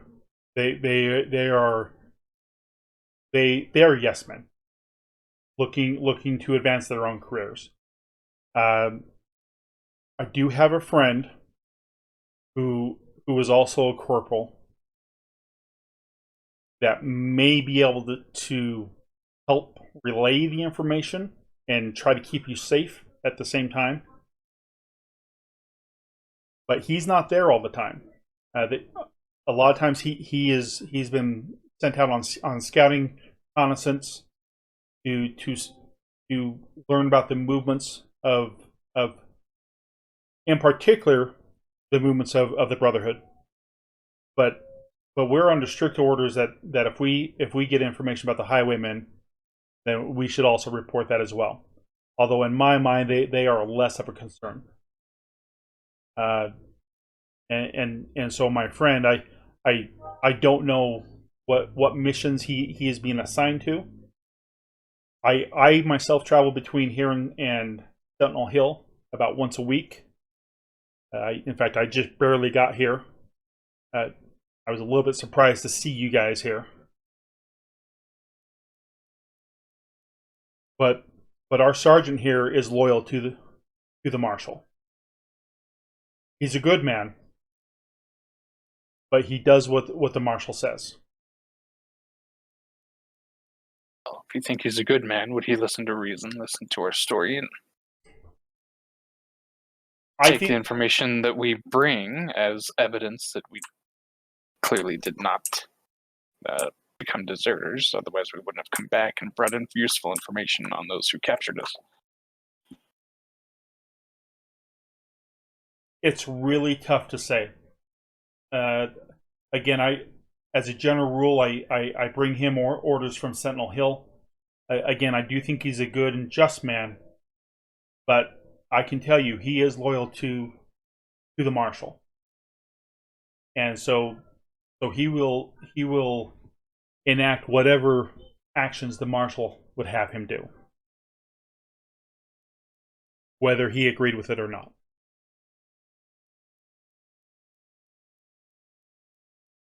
Strong sense of honor.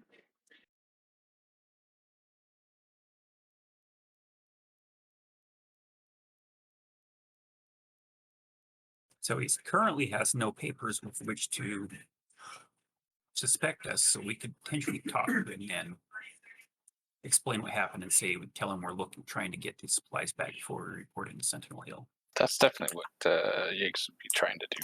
I have nothing to hide. Clearly a misunderstanding, and I think cooler heads will prevail in the end.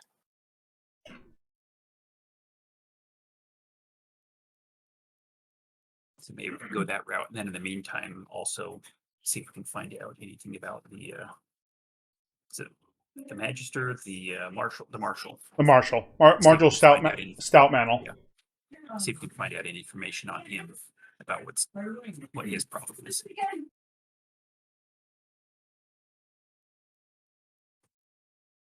That's the approach I would want to go with. Is talk to the sergeant. Agreed. He doesn't have any papers currently to say dead or alive. Yeah, I think Tell him we're trying to get the supplies back.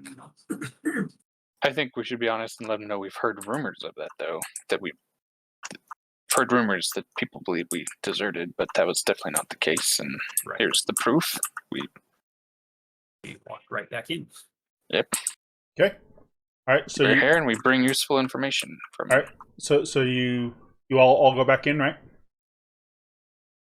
Yep. We all go back in except the dog. Okay. All right.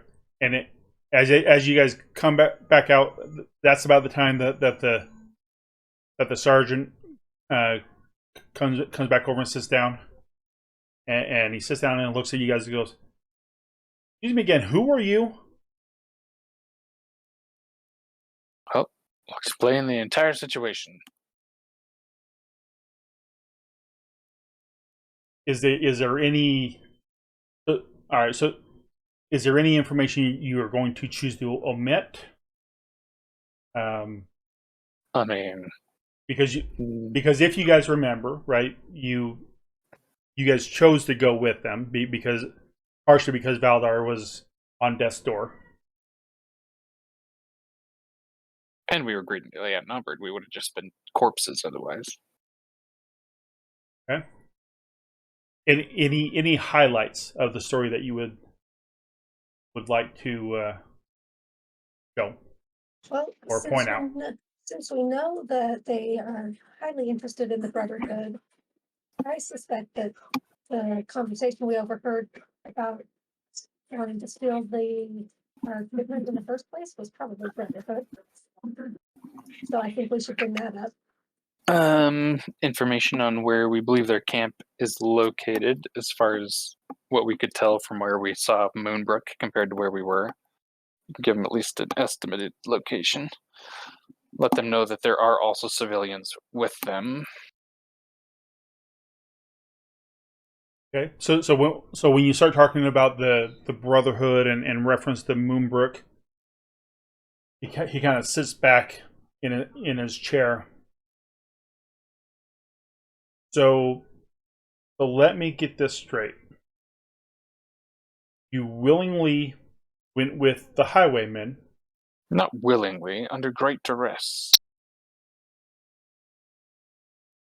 Okay, so you chose not to take down as many of the Highwaymen as possible, even if it meant potentially forfeiture of your lives for the kingdom.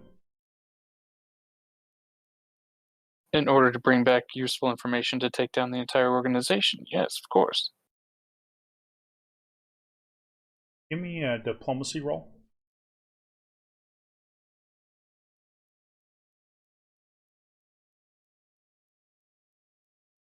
He's still kind of sitting back in his chair and kind of stroking his chin a little bit.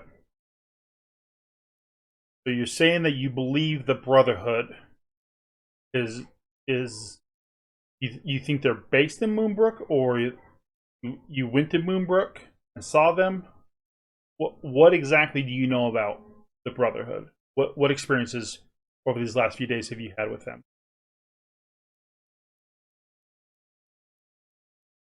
Had an experience with them, right? Just rumors from what the Highwaymen said.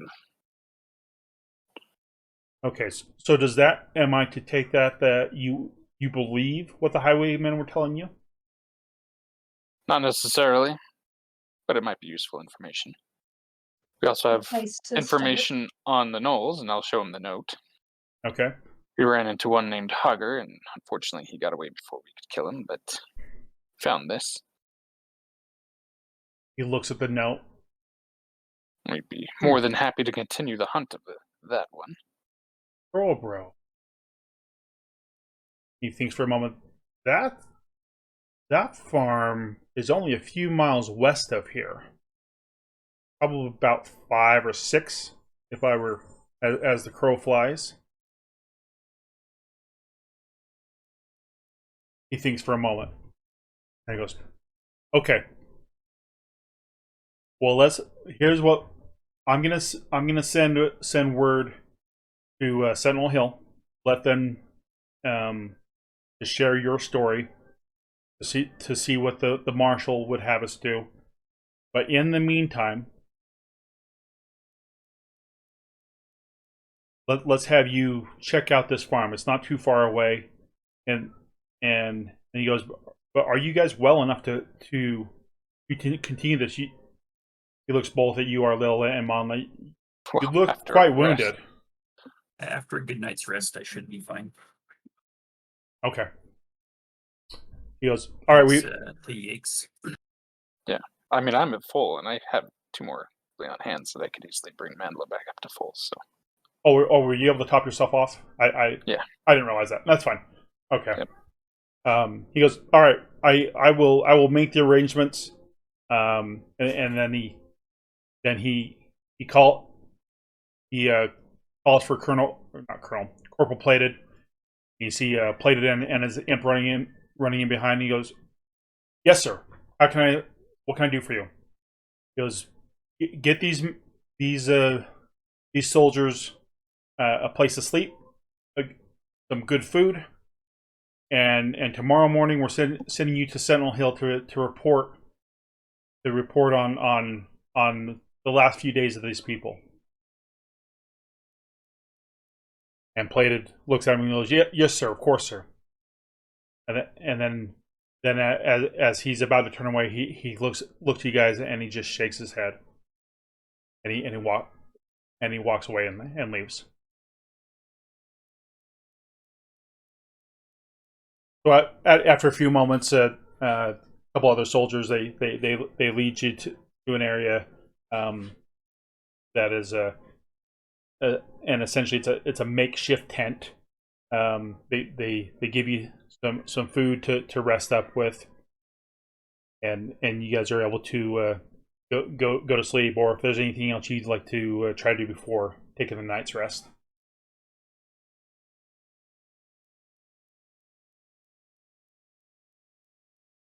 I mean, I feel like we're probably safe to just all rest, but what does anyone feel like we need to have a guard or a backup plan? I'm not worried.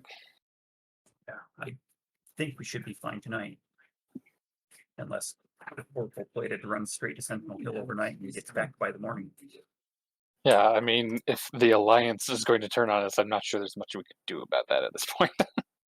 Well, and he's ordered to leave in the morning, so Yeah, I'm not worried about it. Rest the night. Okay. Sounds good. All right, so you guys get a full night's rest, and there's no issues. You get woken up just before approximately about 8 o'clock. You're fed. You're given a chance to clean off, shower, essentially. Well, it's more of a wipe down, using water from one of the troughs that the horses would have, and you're able to see Plated start heading in the direction of on foot to Sentinel Hill, which if you were to guess is probably at least a day away, maybe a little bit more than a day. Put a good word in for us, Corporal. And he turns back and he kind of shrugs a little bit, and then he balls up his hand and sticks out his pointer finger and his pinky finger. He says, "Horns up, hearts out." And then he goes off into the distance. After you guys finish breakfast and washing up and you're refreshed, it's roughly about 11 o'clock. And the sergeant comes over to you and he goes, here's what I'm going to suggest, but I trust you guys to make the right decision. If that farm is truly being controlled by the Thieves Guild, essentially by the Brotherhood, it might behoove you to wait until it gets a little closer to dark. We haven't been over there in a while. I mean, we have patrols, but it's a little bit off the road. So our patrols would not normally find anything, or see anything that wouldn't be close enough. But at the same time, if you feel it's best to go during the day, by all means. But be careful, because if it's controlled by the Brotherhood, that and if these new recruits, I don't know, do you know who these recruits are? No idea. Okay, if there's recruits there, then there might be quite a few people there. Aren't thieves nocturnal like owls? That's when. Wouldn't the daytime be the best time to approach? Well, and he goes, "No, you're right. I mean, that's when they probably do their best work." So, but like I said, choose as It's you open plain, so it might be hard to sneak into the area right, during the middle of the day. right. So again, I'm sure you'll be able to make your best judgment, but it's just from a tactics possibility, it's something to consider. Thank you, Sergeant.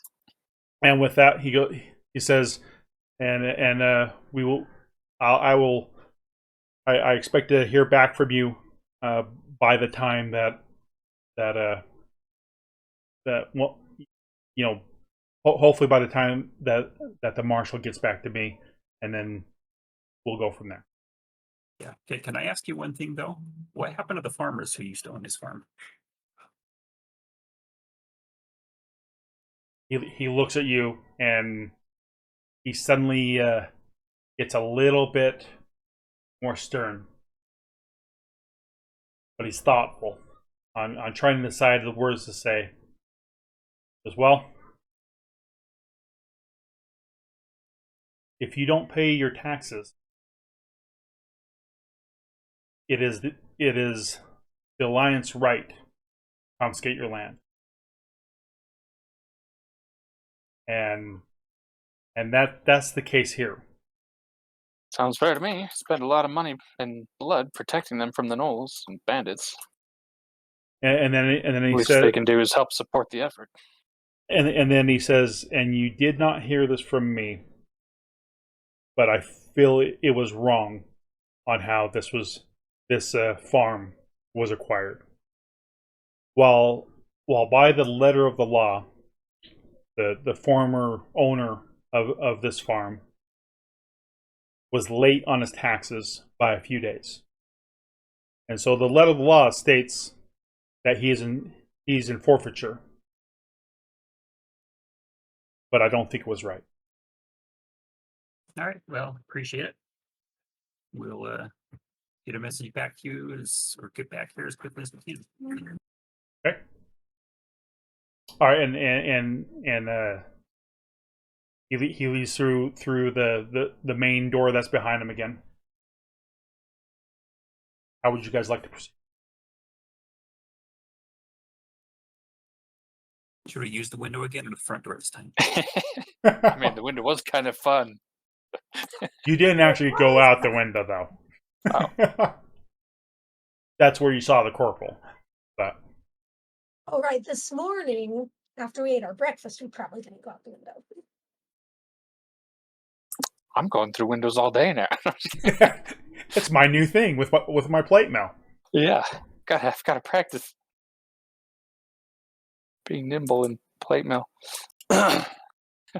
Okay, so bringing up the Westfall map again. Oops.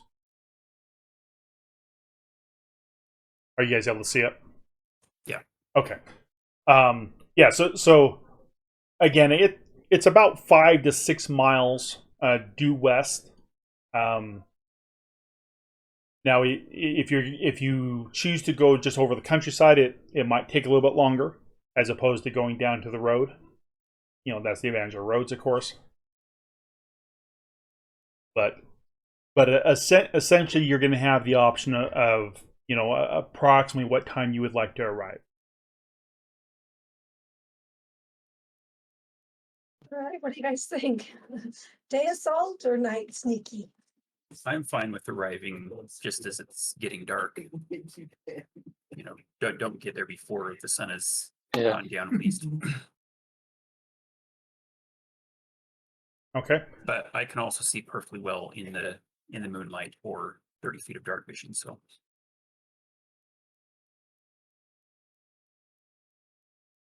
All right. So is that the plan to arrive just right before dusk, give or take, right around that time?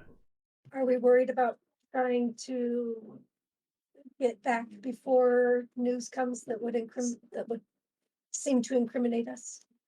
Yeah, but he's got a lot further to go than we do. Yeah, he's got 2 days of travel, I think. All right. Well, he only has to get 1 day to get there. There are other ways to send word besides on foot. I mean, we spent all day getting somewhere that should only take us an hour just to get there at evening. So, we're, I mean, we can get back quicker than he can, but Right. I mean, if we finish with whatever's there in one evening, then we can get back before he does, no problem, I think. yeah. Okay. And you want to go via the road for a portion of the time, or go cross country? So I would say cross country just to avoid any soldier patrols that might have seen those reports. Did we get tabards? We look like No. we're soldiers again. No, he did not have tabards to provide you with it. All right. Well, I mean, at least the Brotherhood won't immediately spot us, then, or at least suspect us if they do spot us. Okay. All right, let's go. All right. So, so as you're traveling over the plains or the rolling hills, as it would be, not pressing too much since you have a few hours to kill. You can see off to the north towards where the sea is. Periodically, you can see small encampments of what you assume are gnolls, but you keep your distance, and from what you can tell, they're not seeing you or caring that you're there. And so right about dusk time here, get you over there.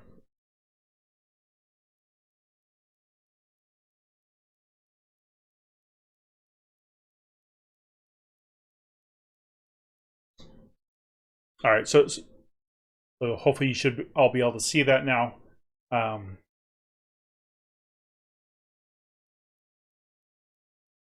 So the sun is at the brink of going over the horizon. You can see the farm. You can you can see some of the field has been plowed, but it looks as if this farm or the ground is maybe less fertile. It's a lot more rocky, kind of a hard clay, and so even the crops that have not been farmed yet, they don't look super healthy. I mean, probably still edible, but not something that you would be excited about per se. And as you come from the southeast direction, you can see that there's a window on the south side, but you're not able to see in it from the distance that you guys are at. As far as you can tell, it's dark inside. AFK for just a second. Yep. I'm not grab a drink too then. Yeah. In fact, let's go ahead and take a quick 5 minutes since we didn't take our normal break. Okay. So Yeah, yeah. let's do maybe even 10. All right, 10-minute break. All right. On the hour ish. Yeah, on the hour, that'd be great. All right. They're throwing me for a loop a little bit. Doing some things I did not anticipate that they would do. It'd be interesting to see how that benefits or comes back to bite them. They met Corporal Plated and have essentially decided to come back just in time for a break. Yeah, we're going to take a break. Yeah, we're taking a break real fast. But yeah, they met Corporal Plated and have chosen to ignore his advice, ultimately, So that's gonna be interesting. Been farming wares? Gotcha. I'm gonna go farm some water, so I'll be right back.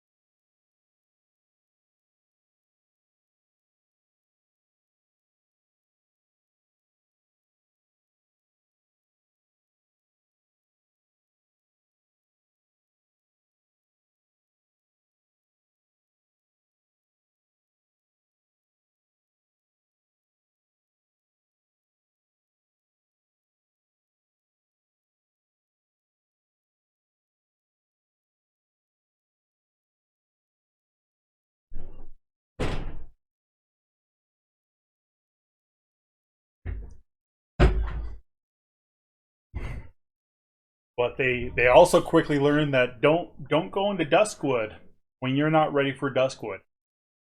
We've all been there, right? Literally almost one-shot Manla. He had 1 hit point left. Which I thought was great. Didn't plan it. I didn't think they would charge that spider. one of the pygmy spiders in Duskwood. Fortunately, he did not. He was able to get a save against the poison, because that very well could have killed him. And then the pally got munched on too. So good stuff. Good stuff. So we're gonna see what they do if with this farm, which is suspected of being under the Brotherhood control. The note said that the Furlbros were told to assist. So interesting to see what happens here. Good chance there'll be some combat here relatively quickly.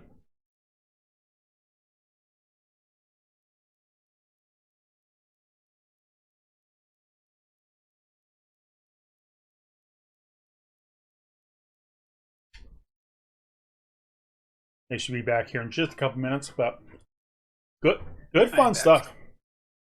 All right. Everyone gets back. We can go ahead and continue.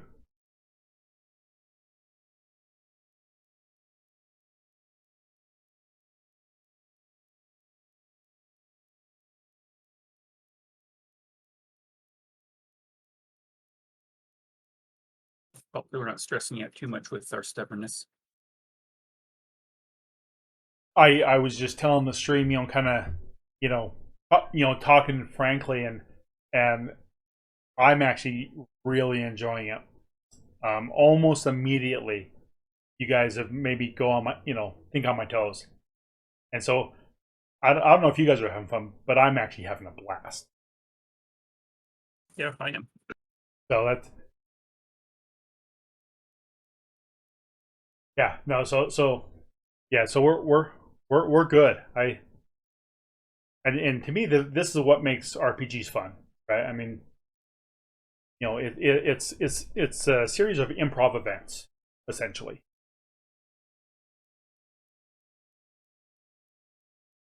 Place some orders with your Voc 2 before I forget to. Okay, I will get those done tonight.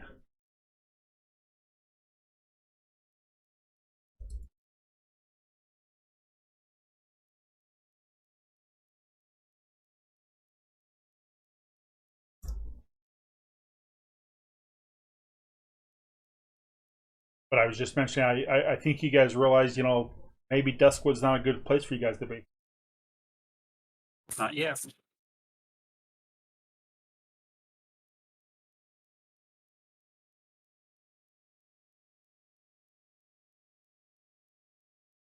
course, in the first 2 episodes, someone's gone unconscious or worse.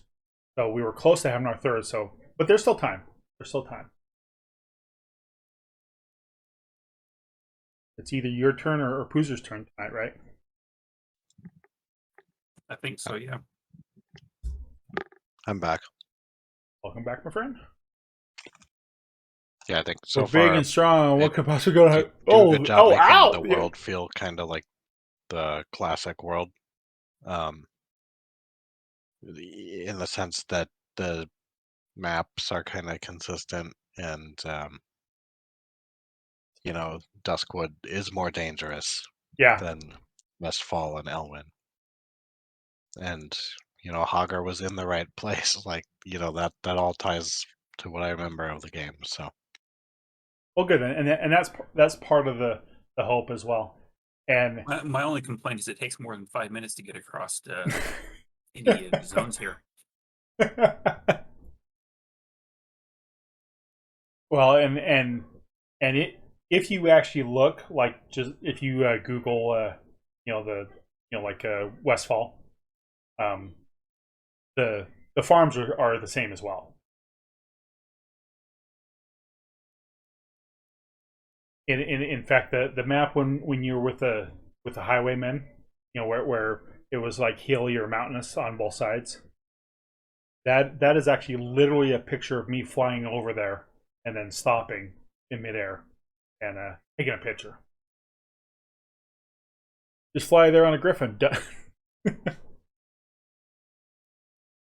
I would expect nothing less. So I've actually done quite a bit of research. Obviously not everything is going to be the same, and that's intentional. But there's going to be a lot of similarities as well, which is also intentional. All right, so we're just waiting for Arleal.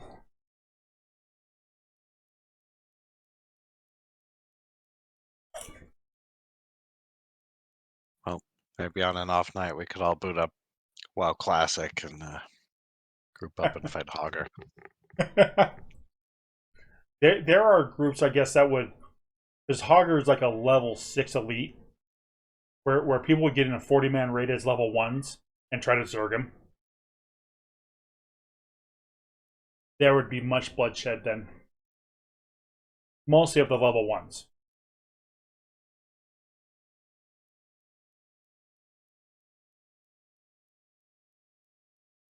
I think I've seen some of the videos of that. Yeah. Some of the very first YouTube videos, actually. Yeah, probably. I Like never. some of the first videos on YouTube were World of Warcraft clips. Right. Yeah, it wouldn't surprise me. I don't know when YouTube came to prominence, but WoW's been going for what, 17 years now? 2004, 2005. It was around the same time. Yeah. I am back. All right, welcome back. Okay, so how would you guys like to proceed?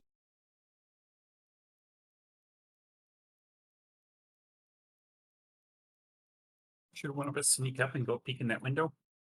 Not me, but yes. Send the wolf. I can send the wolf, but he won't be able to tell me what he sees.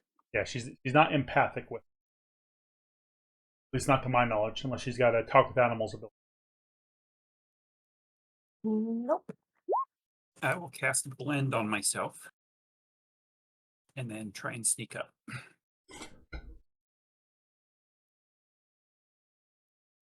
All right, so essentially that gives you just a bonus to stealth, right?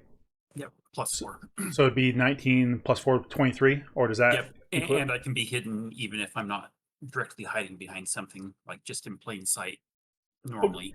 Okay. All right. Go back Assuming I move slow, which I will do. Yeah. Had to go back to voice talk. Okay. Yeah, and feel I'm free not to. exactly sure where the window is, so if you just want to move my character up towards it. Oh, I thought you could see it. Oh, you know what? Sorry, you can't see it. It is literally right there. Ah, okay. I didn't realize I had cut it off. So as you take a couple minutes to sneak up there.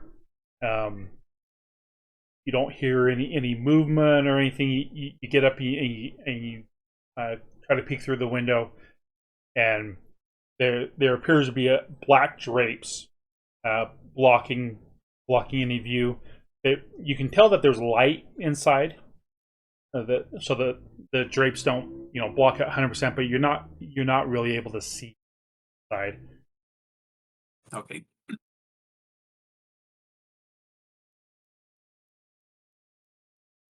I will carefully make my way back over to the group and Okay. explain what I saw there. Just black drapes covering the windows. I can't see what's inside, but there is probably someone there. There's a little bit of light looking through around the edges.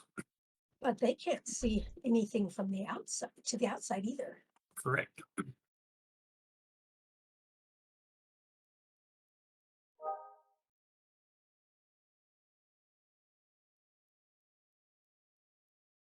What would you like to do? But that means there could be who knows how many in there. Right. Do we want to go in assuming we're going to get into a fight here, or do we want to scatter around a bit more?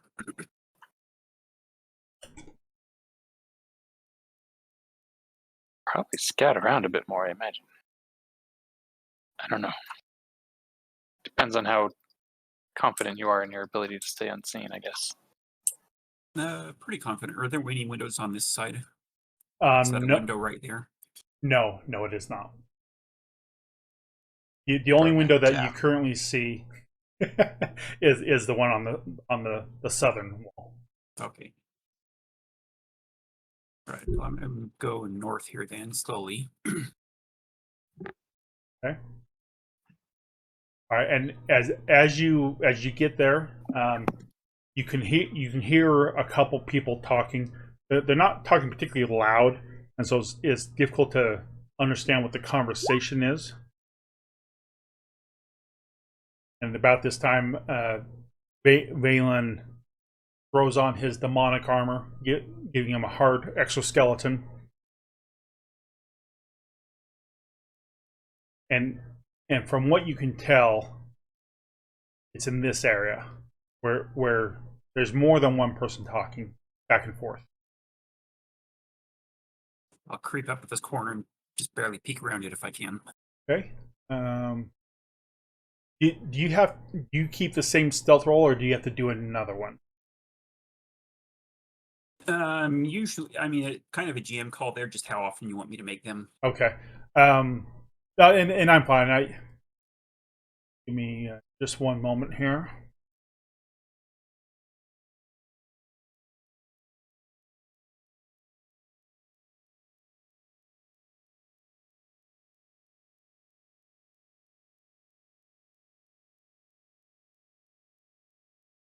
You see two humans and a gnome, and one of the humans, one that's farthest north, he's talking to the other guys, and he goes,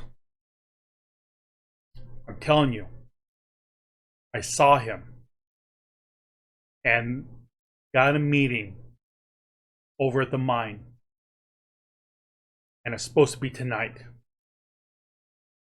And the gnome responds, "Dude, you didn't see anything. You are a nobody. You're always telling lies." And the first guy, again, continues to essentially double down. He goes, "Oh, trust me. I was there. And they're waiting for the recruits."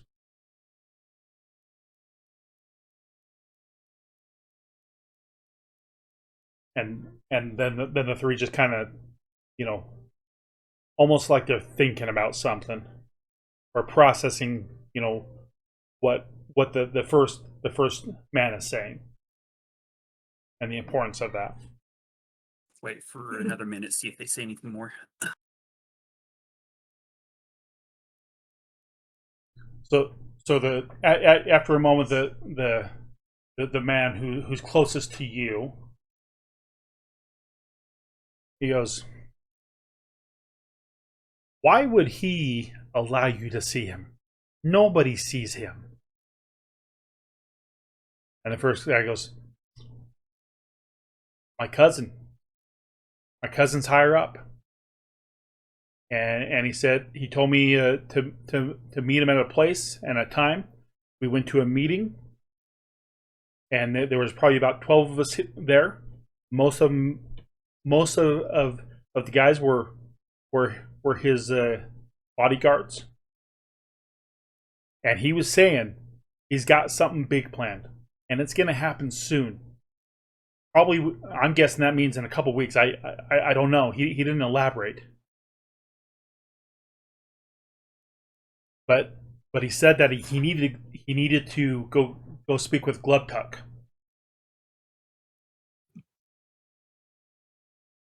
You can see the gnome still not quite believing him, just kind of shaking his head, but he doesn't say anything.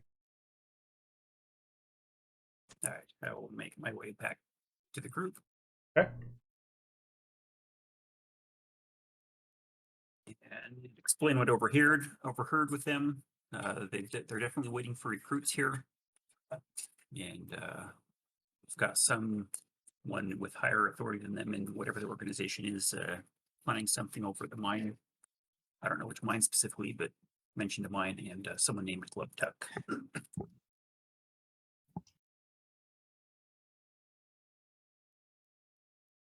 There were 3 men up around that north side there. Correct. That's what you saw. I can go peek around this west side if you want, or we can go deal with those 3 if you'd like.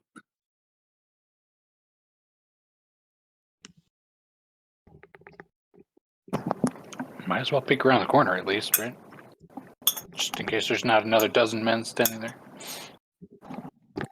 Sneak over that side and peek around that corner. All right, go ahead and give me another stealth check, since it's been a little bit.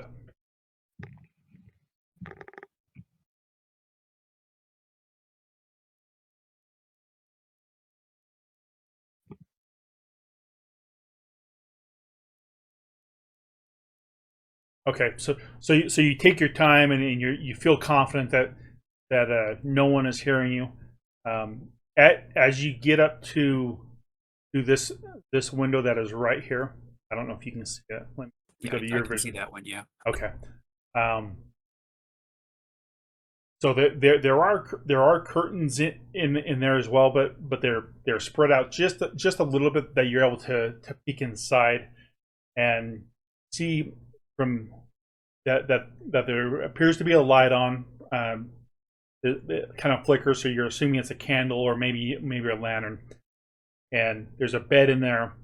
There you see one person who's dressed in leather armor, and it appears that he's writing, sitting down at a desk. And there's another man who's standing over by the bed, just kind of pacing.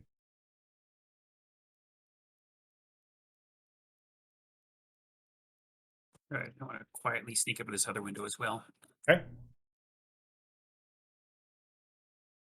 As you get to that window, there is no light coming from inside, and again there is still another black curtain, but there's no light in there. So you're on, even with your night vision, the curtain is blocking enough that it's hard to tell if anything is in there.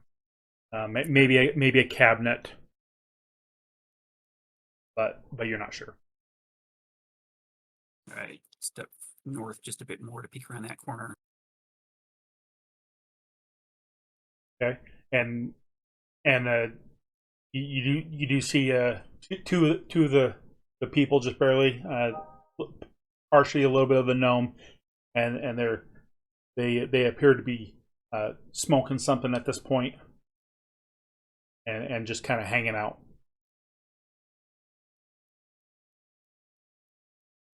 All right, work my way back over. 2 more men inside. One's writing, one's pacing.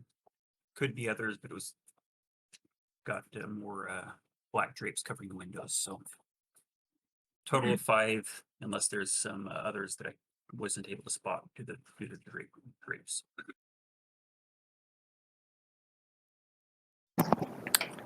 It's not too bad. What do you guys think?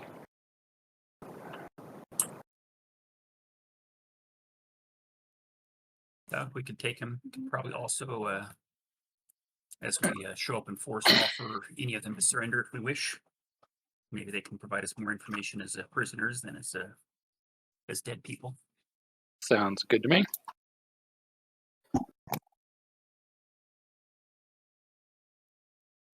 Okay, feel free to move as you see fit, based off of whatever plan you plan to do. Want to hit the 3 outside and then let those that are inside come running out as they can, or do we want to try and surprise the guys inside?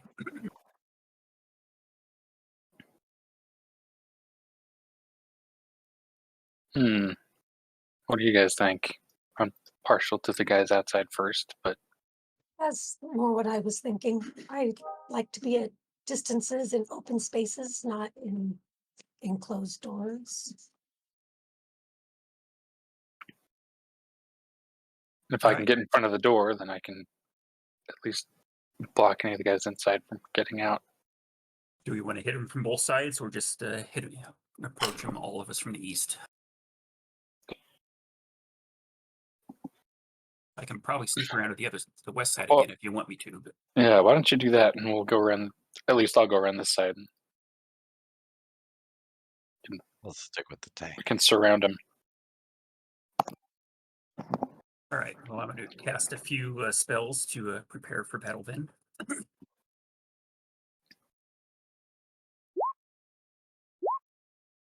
So I will cast those 3 spells on myself. Okay, yeah, we're not at town. Okay. All right, so Mana, again, you've seen this before, where his skin hardens up, looking similar to the bark of a tree, and then his shoulders grow broader with his bull strength.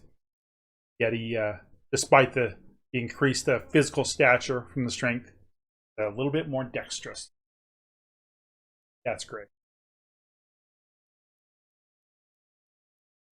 All right, again, move as you guys see fit. All right, I'm going to change into a leopard, so I'm not going to be able to speak. So I'll just come in once you guys approach them and make your presence known.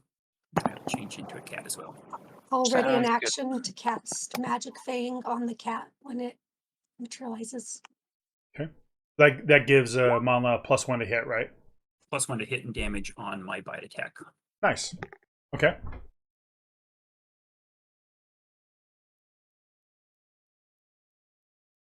Okay. And then as a cat, I will sneak around over to the side again. Right, and we'll use your previous sneak roll. I'm okay with that. Do you want stealth rolls from the rest of us? If only if you're trying to be stealthy. Is there any reason not to? I mean, I'll try, but Does it slow you down? I don't really expect to be. You would move at half speed while trying stealth, but in 16, it doesn't matter how fast you're moving. So Yep. Fail anyway. So Yep. Okay. So and Baldar, where are you? Okay, you're moving. Okay. So as Arlil is moving up.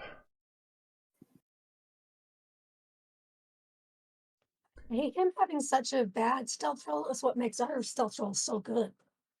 That's right. As Arlil's trying to be careful, despite the plate mail that he's wearing, he accidentally kicks a decent size rock, not large enough to be a boulder, but a decent size rock that makes kind of a thud and a ting against his metal armor, and Monla here sees the 3 men, and they kind of perk up, and then the gnome goes, "Hey, you there? Go check out that noise." And that's when this first guy comes out and he sees you and he yells. And let's roll for initiative.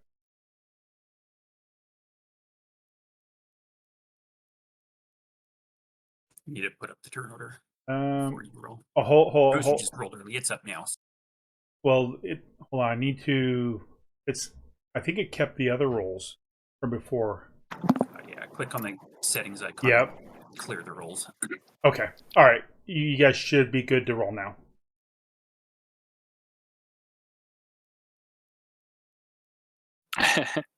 Boozer's happy with her better roll, but I'm not happy with my lower roll. Moment.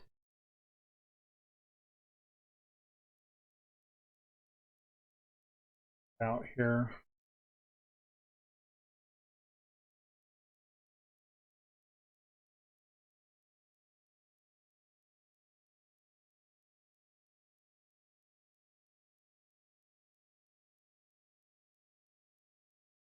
Find that.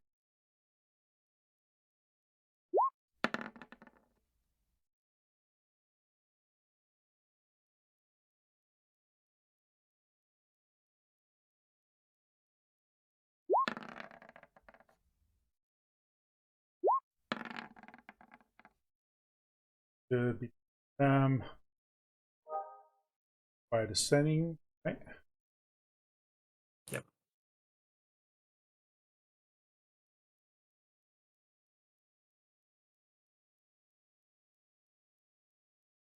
Okay. So Bruiser sees the first man start to come around the corner, and she's able to react quickly. I assume your pet has the same initiative, right? Or does it get its own initiative? No, he's got his own. Oh, does it? Okay. Yeah, it's got, looks like 11. Oh, 11. Okay, I see it now.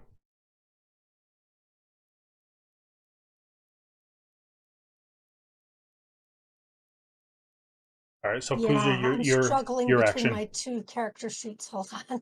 No, you're good. But we should give you a There we second go. pet. Okay. I always feel like I got too many windows open when I'm playing this. All right.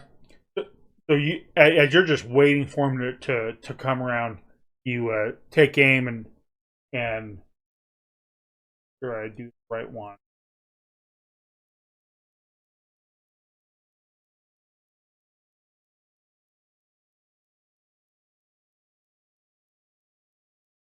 Didn't remember the points.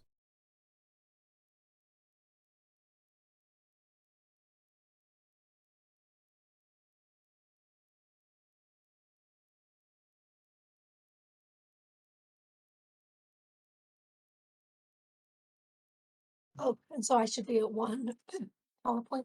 Okay. So your arrow goes right through his left shoulder, piercing him for 8 damage. All right, Manla. All right, I'm going to charge here. Okay. Without making any sound in particular, attacking that top guy. Okay. So +2 to the stack rolls a 22 because it's charge. Okay. And damage is 14. 14. So as you leap forward, the thief, we'll just call him, sees you at the last second, and just in time to see you bite into his shoulder for 14 damage. Settings 2. Hate that.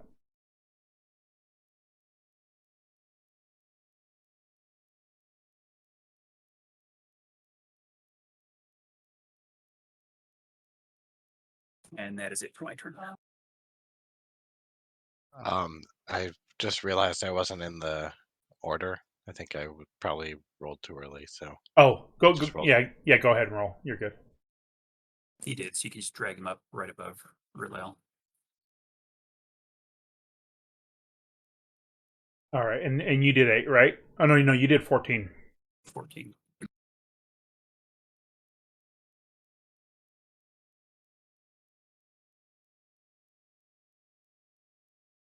all the icons for characters except for my own look really faded. Is that because it's dark? Probably. Yeah, because you don't have a light source. Got it. Okay. All right. So So this thief is not necessarily. I mean, he hears the cry from behind, but he sees this wolf. So he's gonna come up, and he's wielding a mace, and he will swing.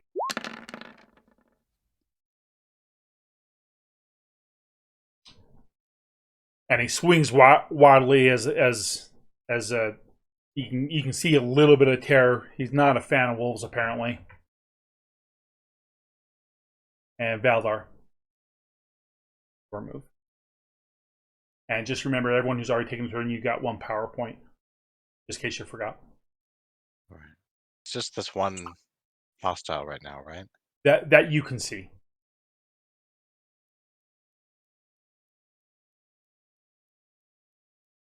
And you heard a leopard growling to the west of you, and north. And you heard someone cry in pain as well. Okay. I don't have a good action yet, so Okay. that's it for now. Turn is done. Okay. All right, Arlil. All right. Well, I'll move up. I think I want to move.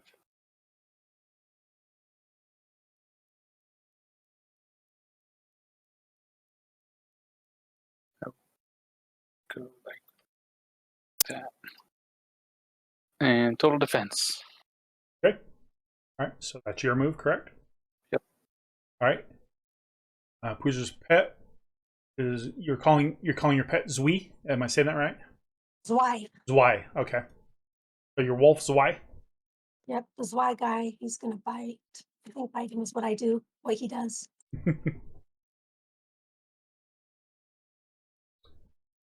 All right. So Zwei lunges at the thief, but the thief is able to step aside, being quite dexterous, avoiding the attack. All right, and then It's all right. I'll give him another reason to be afraid of me. Don't give him another reason to be afraid of him. all right. So this thief who's now missing a good portion of his shoulder turns to Monla and swings, but the pain that he's feeling knocks him off, and as he's doing that, the gnome flicks up his hand, and an ice barrier comes around his body, Around the gnome. around the gnome. That's just cold, man. And I don't know. I think it's pretty cool. and then the gnome, even though that he realizes you were there, he looks over, and he can see the wolf, and he mutters some words, and you see a brilliant sphere of ice floating quite quickly over in the direction of the wolf. Is he casting a spell defensively, or is he going to 5 foot step away, or do I get a free attack on him? You're going to get a free attack on him.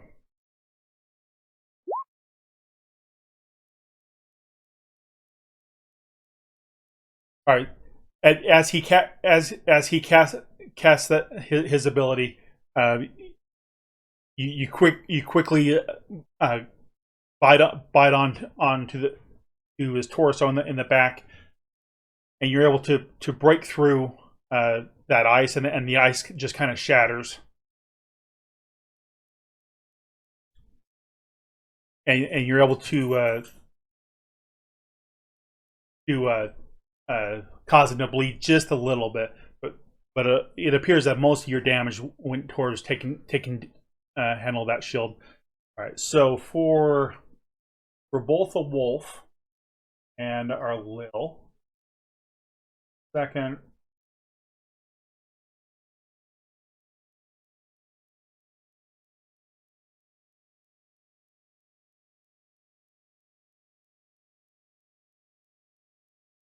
I don't know how to program the spells. We'll just have to do some manual damage. So, Arlil, you're going to take 6 damage of frost. and the wolf will take 5 damage of frost.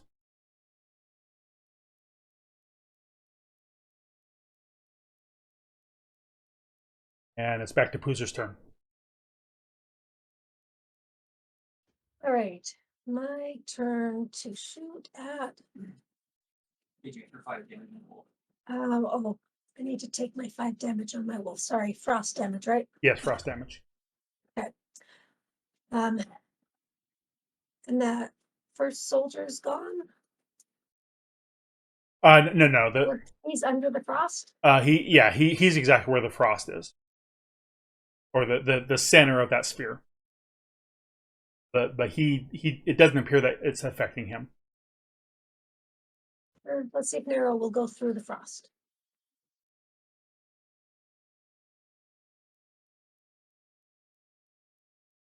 All right, as you shoot at the thief, the sheer brilliance of this frost orb, and as it's slowly shooting icicles around, it impedes your vision, and unfortunately your arrow goes wide.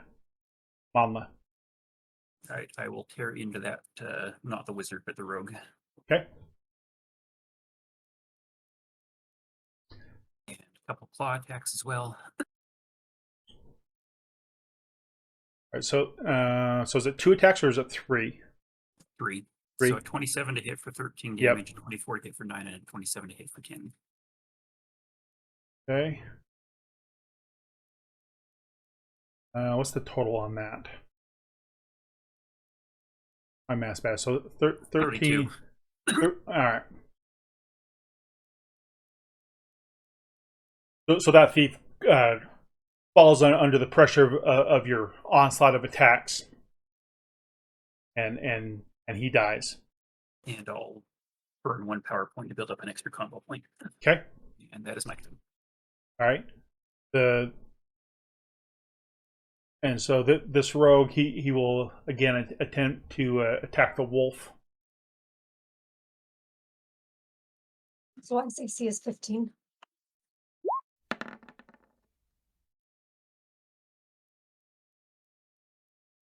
Click the wrong button.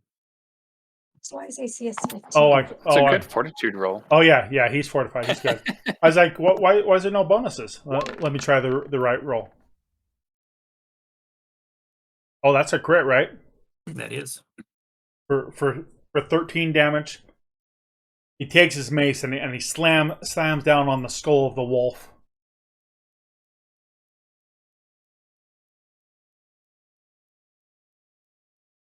I don't know what the wolf's hit points is. -1 currently. -1. So the wolf yelps and just falls to the ground. Wait for it. I'm waiting. And Takes 3 healing. Doesn't Okay. quite fall. So it's got 2 hit points left. and as he's getting the mace is coming down hard on the skull of the wolf, Yakes Arlil quickly holds out his hand, and a flash of electric light shoots from his hand, going into the wolf, providing a little bit of relief. All right, now Valdar, remove. All right. Let's look. I don't think I can see any bad guys right now. This blue sphere, that's a thief? There's a bad spell. guy standing under it. It's a bad. Yeah. Yeah, so All right. so I'll it's shoot a, dark. Yeah, it's yeah, dark, but you hold can up. see him. Yep, 30 feet. Throw chaos bolts at that thing. Oh, let's add 2 to that damage. So I'll it fix that. should be 8, right? Yeah, I'll fix that right now. Okay, you're good. So all of a sudden the whole night is lit up with the green flame that as it goes whizzing right by our little and in between, as why blasting into the rogue. and he looks at astonishment to see this coming at him, and he's able to dodge it just slightly, but it still connects. It looks like for 4 damage. Gotta move my orb there.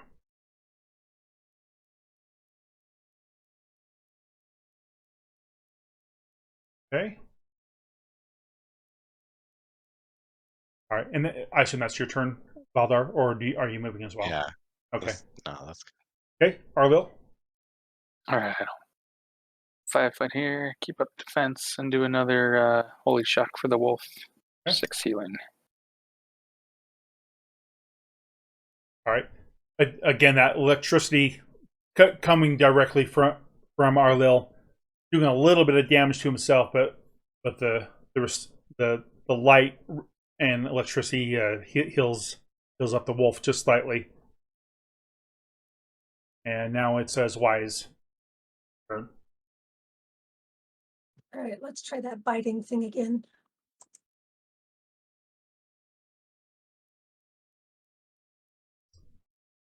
So if the bite hits, there's also that trip attempt 21 versus the enemy's CMD. Okay. Let me look at that here. All right, so the wolf is able to grab a hold of the rogue, of the thief, and then he rips him down, forcing him to fall, and then he also takes another point of damage from. So that the trip shouldn't actually do damage, just Well, so, the 2 damage. oh, what's that 1 damage then? Yeah, ignore that damage on the Oh, trip okay. roll. All right. And so I also heals for 1 point for your Yep. talent cruiser that you took.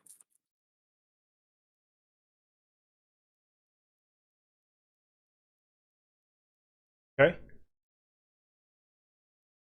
All right. It's the gnome's turn. The gnome will take a 5-foot step, and you see it as a large icicle appears in front of his hands, and he it looks like he just pushes them away and towards Arlil, and as it's getting closer to Arlil, it splits up and hits both Arlil as well as the pet. 1 second here.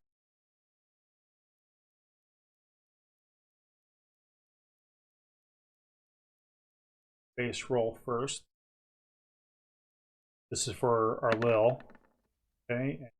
Yeah. Okay. All right. So Arlil is going to take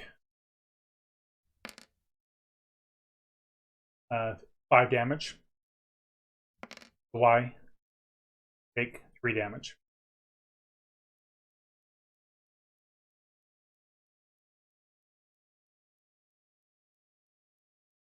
What are those 20 rolls? Oh, Doesn't matter. oh, hold on, and then I forgot to move this.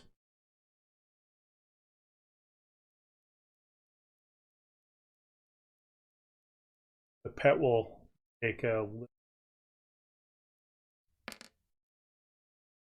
a total of 4 damage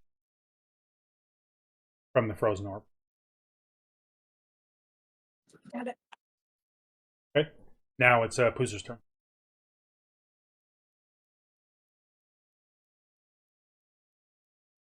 How hurt does that guy look? He's definitely bleeding. He is lying on the ground right now, so he's prone. But he's not on his deathbed. Him lying on the ground would give you a -4 to hit with your bow, though. Okay, I'm gonna 5-foot step and shoot at this other spell casting. Is that the gnome? Yep. Yeah.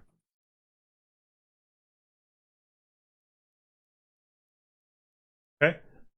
So as you shoot at the gnome, he flicks up his hand, and another ice. His body's encased by ice again. You're able to hit it, and it shatters the ice, and you can tell that the arrow still hit him, in the chest, and so he's bleeding just a little bit from that. Malna. I will 5-foot step there, and I will be burning 3 combo points on the first attack that hits here. So an extra 4 damage if that hits. Okay. Yes, it does. And then a 15 and a 12 if either of those hit just normal damage.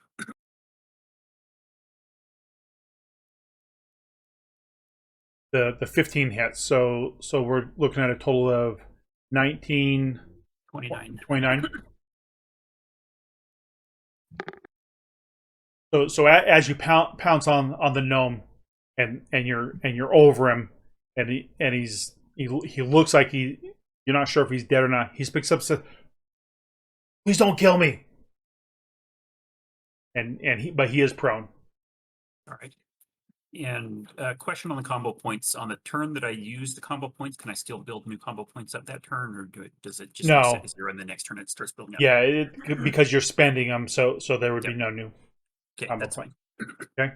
All right, that's my turn. All right. This rogue again. He's gonna turn to our Lil because he's not so smart.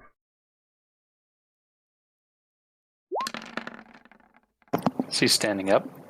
Oh, actually, yes, yeah. So that would be his turn, right, to stand up, and then you get a. Well, he can stand up and then still attack, but he does provoke attacks from Yep. everyone near him. Yeah. So he will stand up. So I assume both the pet and our Lil get attacks, correct? Arlo I don't. Okay. Arlo was doing total defense, so he doesn't Yeah. have one. Okay. But All right. So as he's standing up, Zwei bites his knee, causing severe amount of pain from him, and he cries out. And it's about this time, Alma, that you can hear some commotion from inside. All right, Valdar. So Persia, did you heal Zwei 2 more hit points, 1 from when it attacked and 1 from when you attacked? Hit. No, I forgot that again. You're good. It's a new mechanic, so.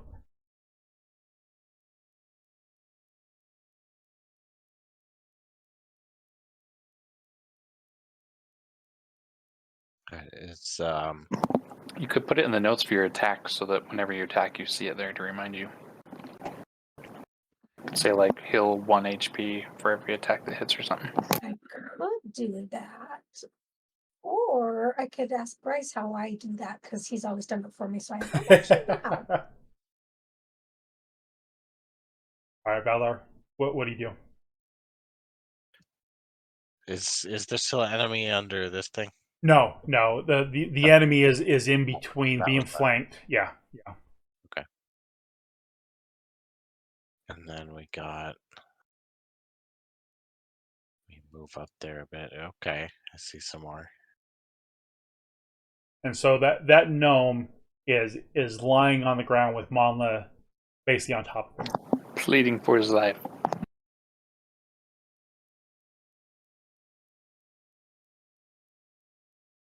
Can't hit them both at once because they're too far apart. And they don't have Chaos Bolt yet. So I think this seems like we got this under control, so I'm just gonna hang out here. Pass. Okay. Arlil, your move.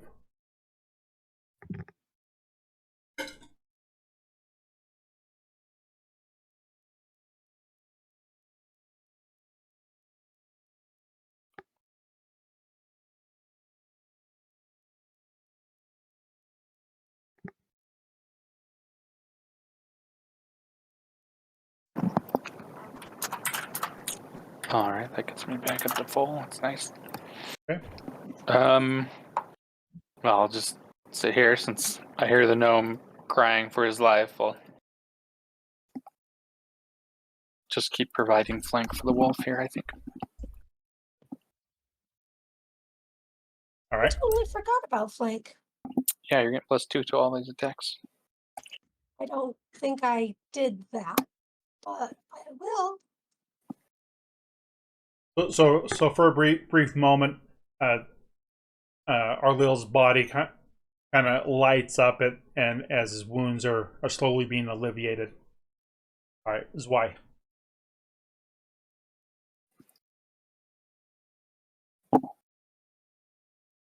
Twice learning how to turn on flank. Is it in my buffs? It's not. We'll just know to add +2 to your attack roll. I know that, but do you know that? All right, as Y tries to bite the thief, but the thief, while damaged, is able to knock it away with his mace to avoid the attack. The gnome again is still pleading for his life, so he makes no aggressive actions.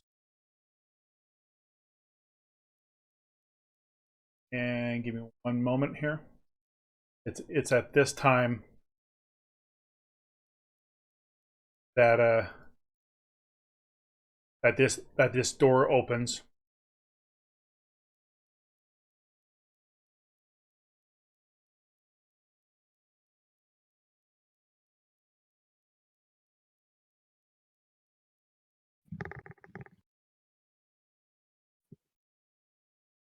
Get him into.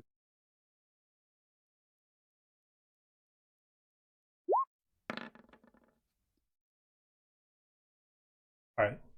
So now he's part of the Init order,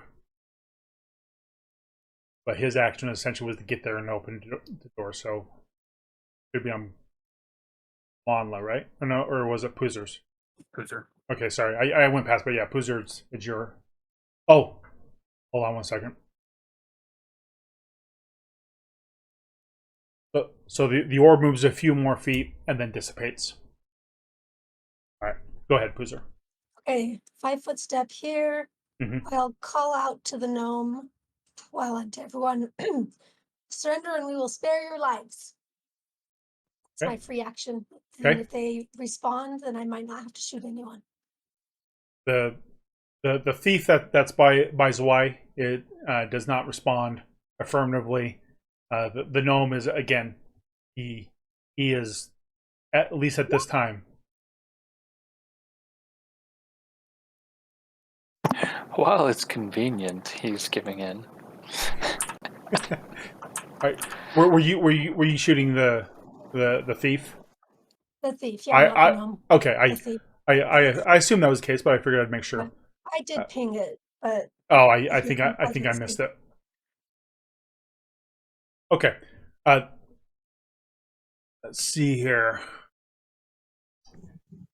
The thief looks at you as he sees that you're aiming at him, and your arrow shoots him straight between his eyes, and he quickly falls over without moving.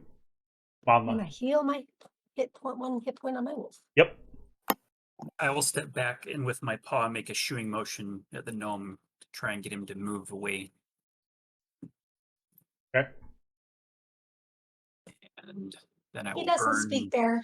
3 power points and turn them into combo points. Okay. Baldar.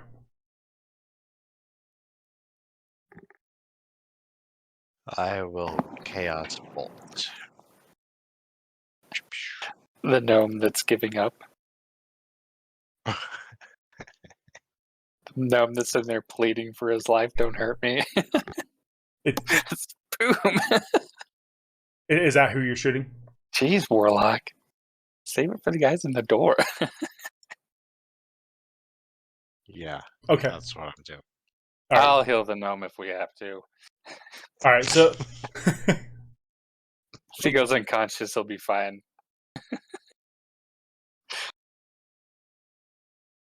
When laying down, do they still get a reflex roll, or is there a? They do. Okay. Mm. Do they get a penalty to it? Nope. All right.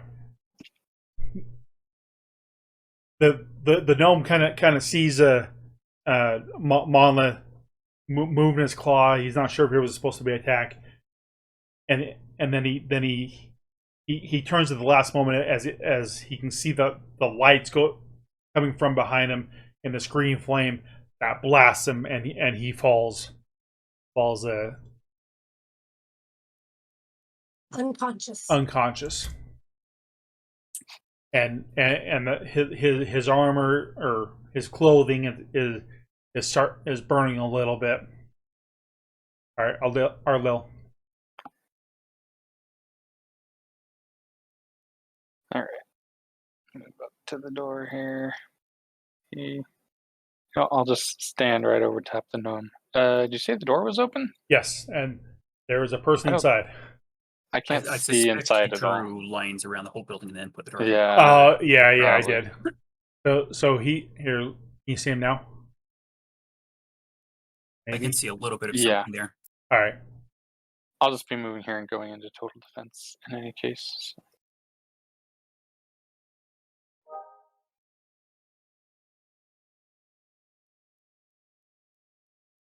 Okay. Zwei?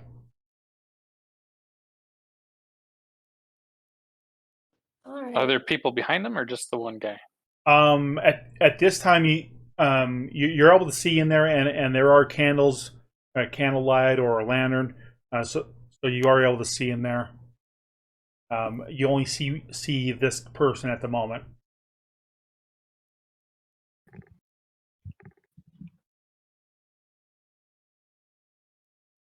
All right. I can bite him from here. Okay. So 22, right? Yes. Okay. Yeah, not the gnome, the one in the doorway. Yeah, a little bit different armor class. And an 11 to trip, which I'm pretty sure will fail. But Yeah. Huh. So despite this gentleman is wearing leather armor, and in fact, Mala recognizes that this was the person who was sitting down at the desk where he appeared to be writing. Zwei is able to rip into him to do. Is it just three or three? Just the three. Yeah. Okay. All right. Yeah, rip into him for 3 damage. Okay. And heal for 1. And he yep. All right. I'm just gonna move this gnome off. He is essentially out of the picture at this point. Oh, why am I? How's the wolf looking health wise anyway? Is he... Oh wait a minute. I need 7 out of 17. Oh, okay, still badly hurt. make sure you have the token selected when you roll. Yeah, that's what I didn't have.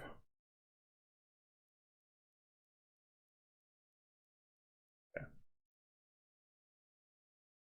All right, I'm still gonna do his action as he sees all three of you. Well, 2 animals and our Lil. He will 5-foot step, and then retreat deeper into the house. From what our Lil can see, it kind of opens up almost like a main area, and then there's a door almost straight ahead to the south, and then there's a door to the left, and then there's like a long hallway that goes the length of the house. So, real quick, Manla, because I have an inside view of this as well. What is the easiest way to transition? To get people inside, you mean? Right, with where not everyone's inside all at the same time. Do you have a separate map? Yes. Of the inside? Yes, it's a separate map. So down at the bottom left where you've got everyone's names, you can just drag their name onto the new map, and that will put them on the other map. Oh, okay. So that won't work with your NPCs, though. Okay. All right, that's fine. Okay. So it is Poozer's move.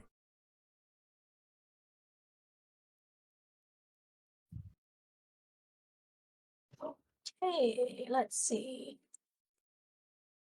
And so Arlo, you estimate he's within 30 feet of you, just so you know. I know you can't see him. because of how Is he within 20 feet of me? No, Oh. he's gone to the. I can count it 1, 2. So 35 feet. Okay, so Poozer moves, right? All right, Monla. Yep. All right, I will move 10 feet there and then go through the door. So I'll need to be moved to the other map or whatever. Yep. Second. Yeah, I would have had it all the same map, but I was worried that it would be too big. Although one of these times we'll have to test it.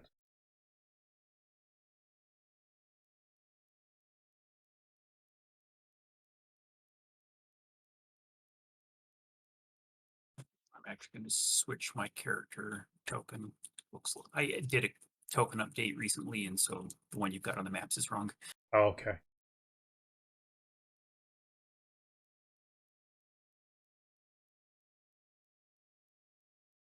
Okay, so I moved you. Are you able to see it?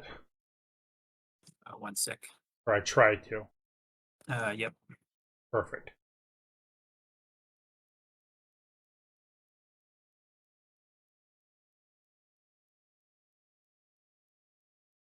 I will just move to there for now and then end my turn.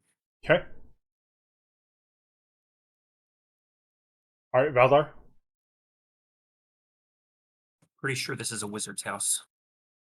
It's a lot bigger on the inside than the outside. Or Time Lords. You're not the first Start. person to notice that. Moving in with the group here.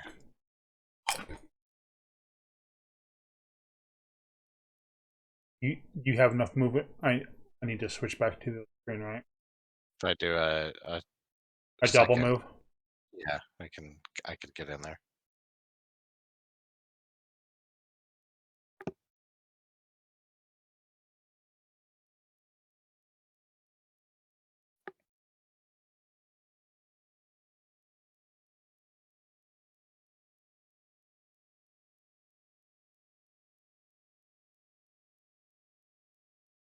Okay. Can you see in there now?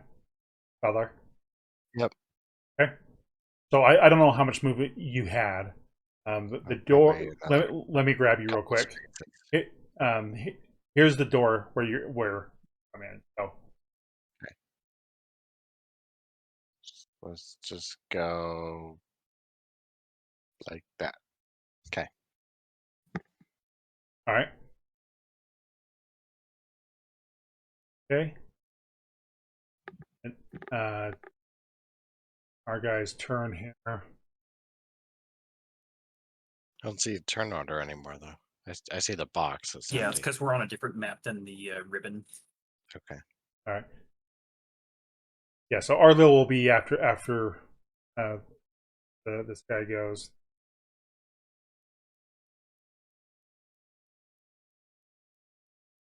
He's actually gonna back up.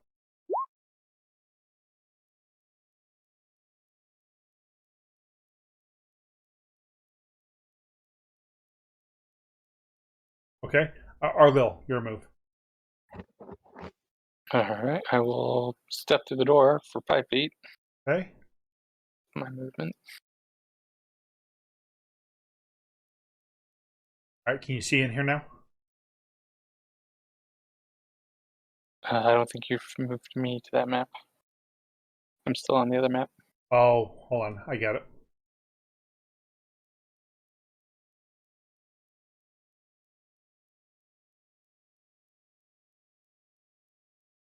Right. Now can you see? Yep. Perfect. Fix my hit points though. Alright.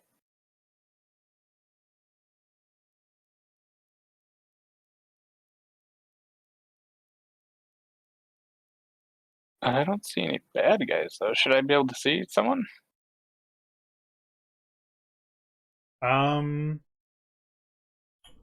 You don't You have. might not be able to from where you're at. Yeah. You don't. You.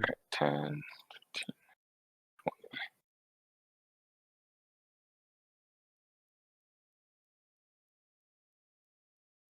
Oh,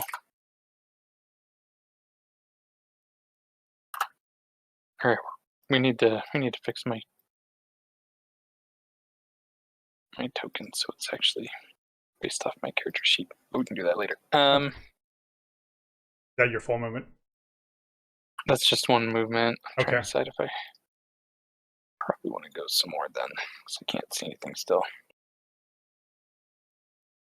Although, Mandela, were there more people in this room from what you remember? You I'm in can't talk. chat form, so I can't tell you. Oh, you can't talk. I Right. did originally tell you there were 2 people in the house that I knew of.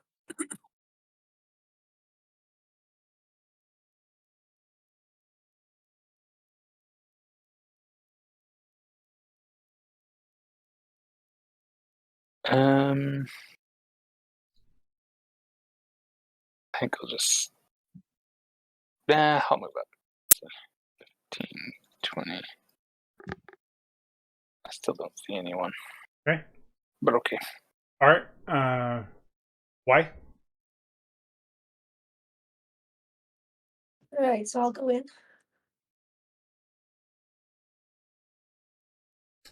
With her. Yeah, what? I'm assuming she's going to come in on her turn, so you Yeah. can just go ahead and move her to the map now, or just drag the ribbon over to the new map. Yeah.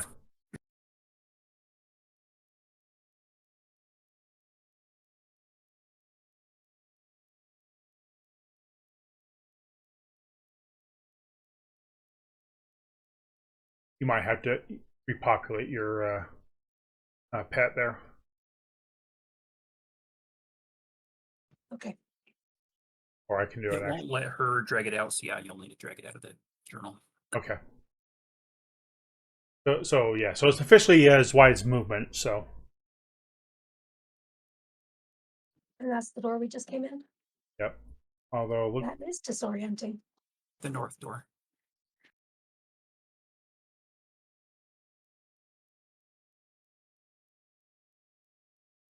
Okay. And that was 5 feet to step in. yeah, you've currently gone 10 feet, but yeah, 5 feet to step in, and another 5 feet for where you're currently at.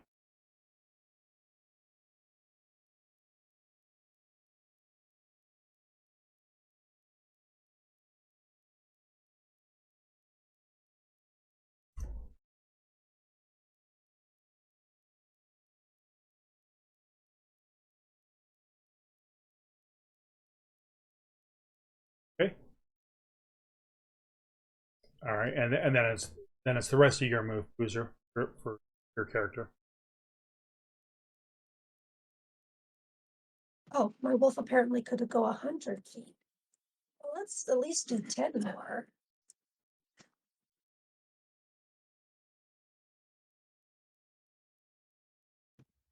Okay, I'm not seeing anything further this way. Does the room end there? No, Wolf might not have vision set.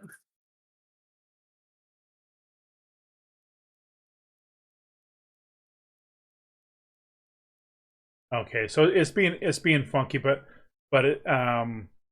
you're 15 feet away. Well, there's 10 feet in between the wolf and the guy, literally straight south.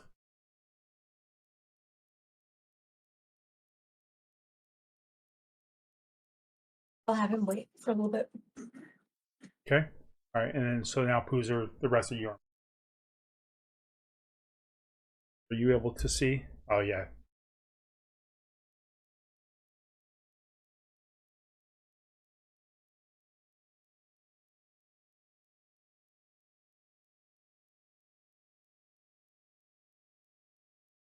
All right. Is it my turn? Yes. Well, unless Poozer is going to. Oh, that was a double move by you. Yeah, that was a double move. Okay. All right. Yeah. So Monley, your move. I will charge and attack. Okay. And burn combo points if I hit it. You definitely have 18 damage. 18 damage. With your accelerated speed, you leap and nearly knock the man down, ripping deep into his neck that he's starting to bleed quite profusely. Valdar. All right, let's move up a bit. So I don't know why I may have messed up the map, but you should be able to see him there. See who? See the bat. Can you see the bad guy to the south of me? Yeah. I see Mandla in the corner. Yep. And in fact, let me do this just to simplify this. There you go. Oh, I see it now.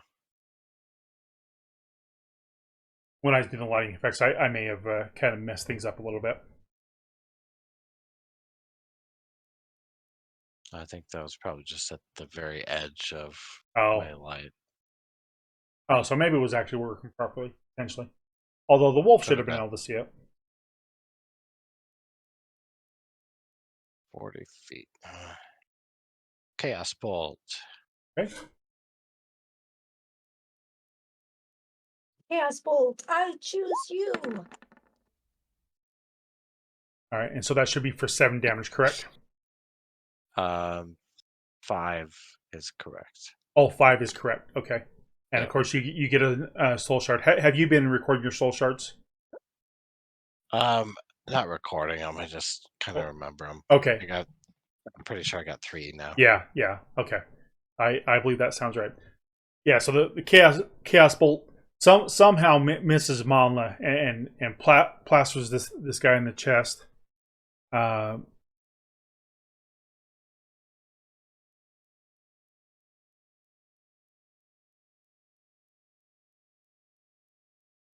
Well,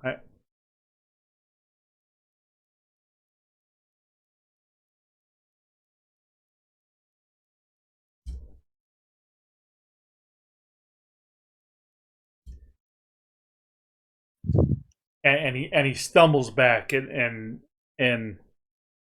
he you know he feels like he's gonna vomit and kind of stumbles forward a little bit, almost like as if he was drunk, but he's clearly not drunk.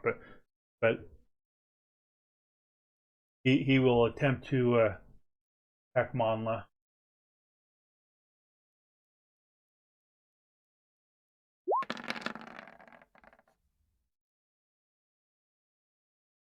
That will miss. And with his wounds so severe from the chaos bolt and also Manla's torture on his neck, he swings wildly, missing. That brings us our Lil.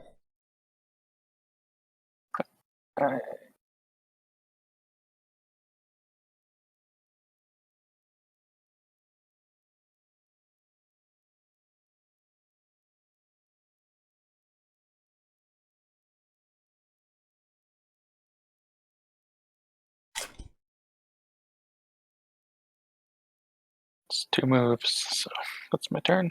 Okay. All right. So why? Okay. Did you see my message, Jax? Oh, let's see.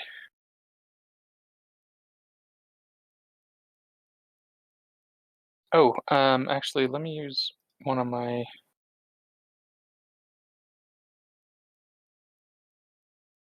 Yes, I did. 1 second. Let me heal the wolf. Now that it's up here as well. Is the wolf not at max hit points? Apparently, when you repopulated him, he came back with full hit points. But, Oh. he should only be at 7. Okay. Yeah, I see full hit points, so it's all good. Well, he has another 6 now. Okay. All right. So you reach over and the electricity bouncing above Malin's head to heal Y. As Y comes rushing in to try to attack the man, unable to find Pater and Poozer.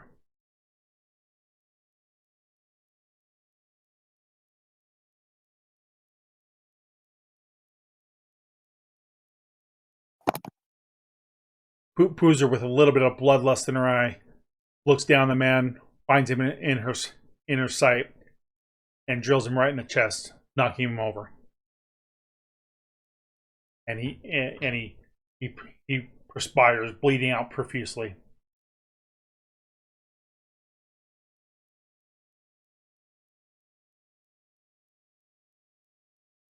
And that temporarily takes us out of combat.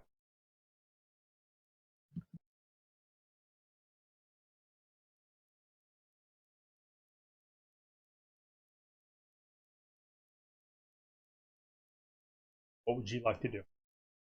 Time to find that gnome. Well, the gnome is unconscious outside. Right? Right. Let's go get him. He was bleeding for what didn't get burned by the chaos bolt and charred. Who else is still hurt?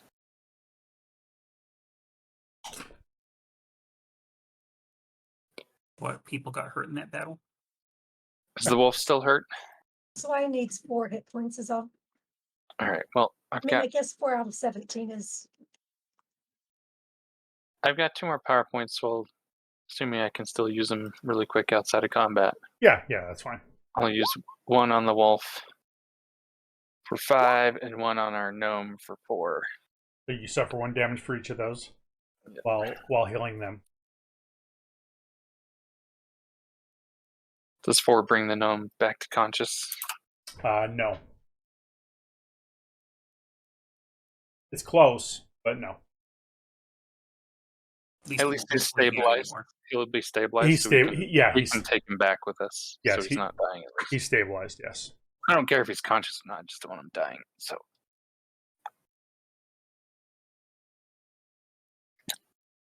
Should we check the rest of the house real quick? Yep. I come growl at this door. Growl at the door. Okay. I will open the door. Anybody home? Doesn't look like it. so as you go in there, that you can see a desk. You can see that there's some papers on the desk. There's a table over on the right side, stool, a makeshift bed.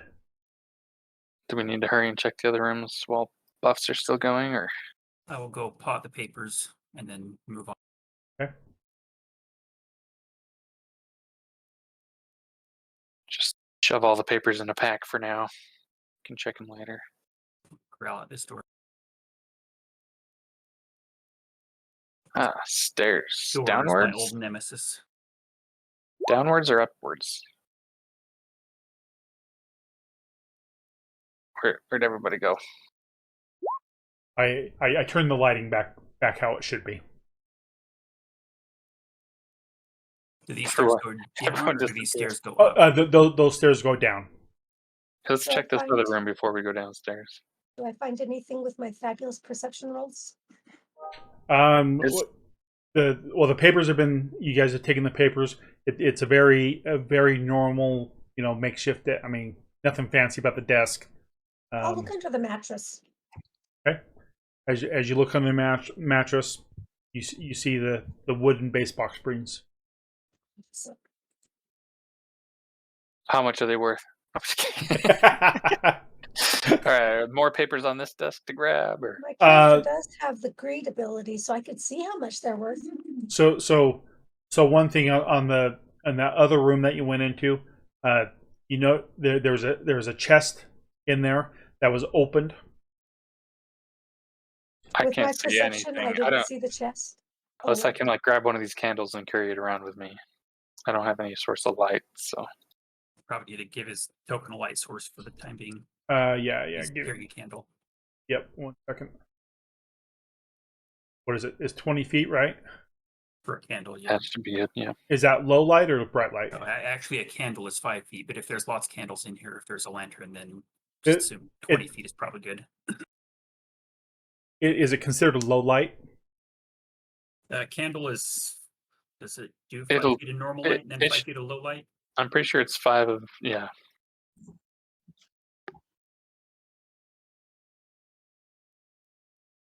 All right. Now you should have a little bit of light. I can cast a light cantrip here too if we need. Okay, yeah, that would be good. Okay. I wasn't sure if you had that cantrip or not.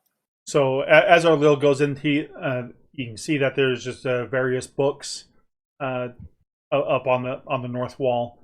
Like I mentioned, there's the chest in there.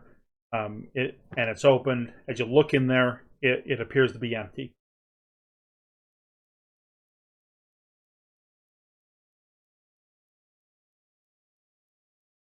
I know these thieves. They're tricksy. Any false bottoms in this chest? Give me a perception. So you start knocking on the wood of it, on the bottom, on the sides. You're not able to tell if there's like say a false bottom or a false compartment. I'll come out here and growl loudly until Rilel comes out. All right. Is this door at the bottom of the stairs, or is this door separate from the stairs? No, that is a separate door at the bottom of the stairs. So go down the stairs, and that's where the door is. It's not. There's a Correct. door behind the staircase type. Correct. Thing. Correct. All right, we'll go down the stairs. Open the door.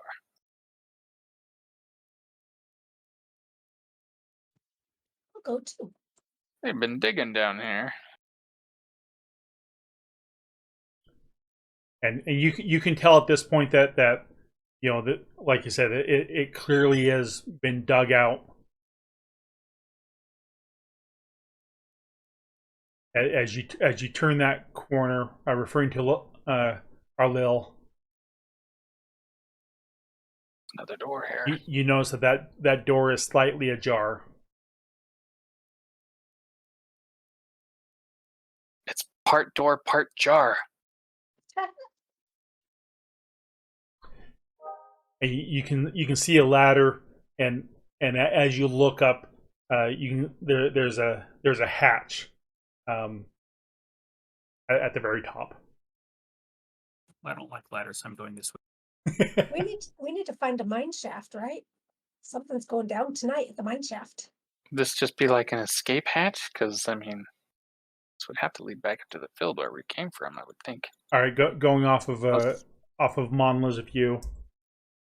Magic is involved. So there's a curtain there, and there's a candle there. It looks like on the table there's a cards, as if there's someone playing poker. There's also another chest which is closed.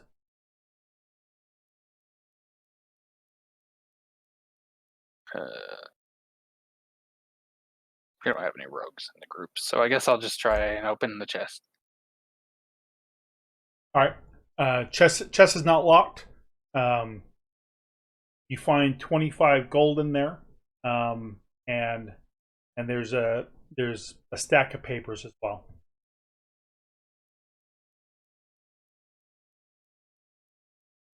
More papers. All right. Did you check for a false bottom? No, should I? They're tricksy. They're tricksy. Any false bottoms on this one? I'll do No, perception. in fact, I don't even think it has a bottom. you try to hit the bottom and you feel nothing. It might be a bottomless chest, as far as you're aware of.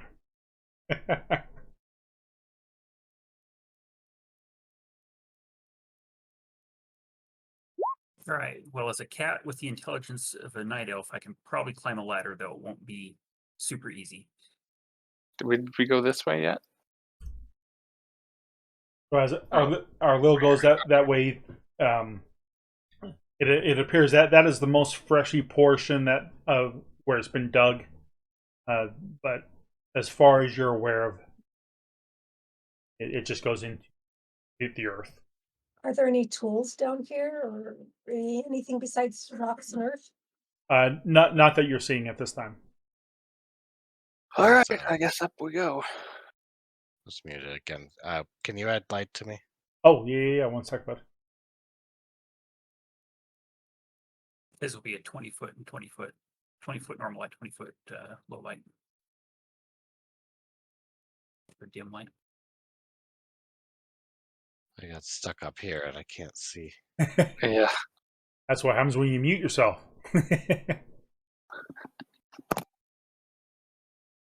And none of us are complaining when you mute yourself. Don't let that deter you.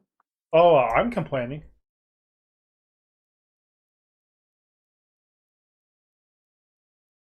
It was a joke. Well, that's better. It's supposed There to we be go. funny. There we go. Oh, I'm still laughing.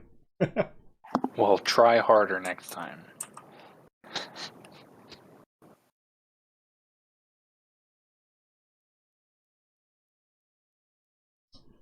All right, so as you guys come to this ladder, you guys hear Beldar kind of snooping around just to make sure the paladin didn't miss something, despite how perceptive the paladin is. So you're stuck in this little cubby hole of a cave. What are you gonna do? We Go to didn't Disneyland. just Oh, climb wait. up the ladder. Are you gonna go up the ladder? Yeah, we're all gonna go up the ladder. All right. Oh yeah. Who's going first? Yeah, I'll go first. Hey, proud Someone with hands anti-vaxxer. has to go first. Welcome to the stream. Thank you so much for the follow. We're just finishing up our D&D/Pathfinder campaign for the night before we go into WoW. I'll be there in a second, Nadio. All right. So as you get to the top and you have to put some pressure to the latch, you notice that it appears that it was an escape hatch. You see that there normally is a lock there from where you're pushing, but at this point that lock has either gone or was or not gone, but it's opened. It was previously unlocked.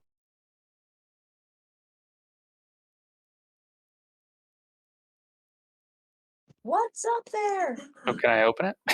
Oh, whoops! Hold on, I will open it. I sent you to the wrong one. Well, I'm still on this map, so I don't think you moved to me yet. Just maybe my token or something. Grabbing the wrong things here.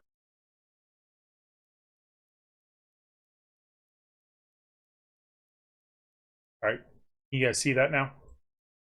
Nope, we're still in the basement. Move the ribbon.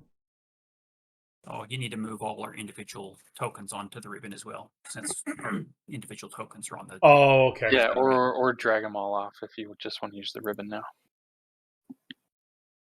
All right, so I can just delete you, right? I don't think- know. I think you have to actually drag our tokens from the map Yeah. currently on top of the ribbon itself. That might be what it was. It's been a while. Aha. That work? Yep. A patch, as predicted.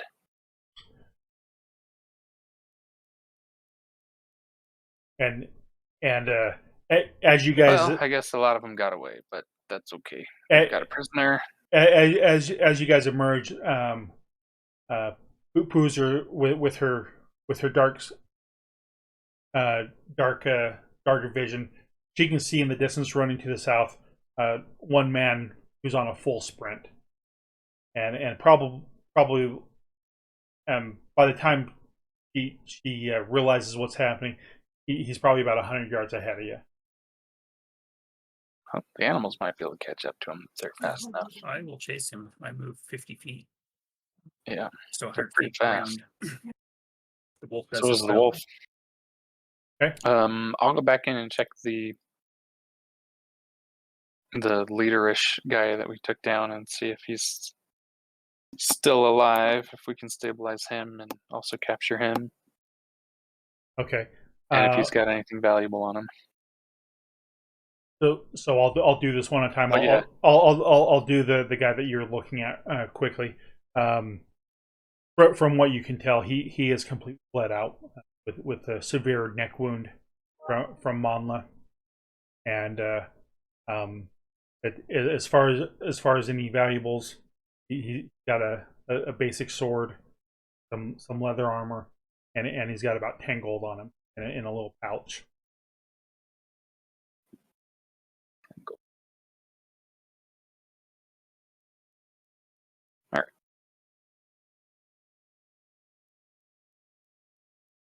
So Monla, How long are you able to keep that speed?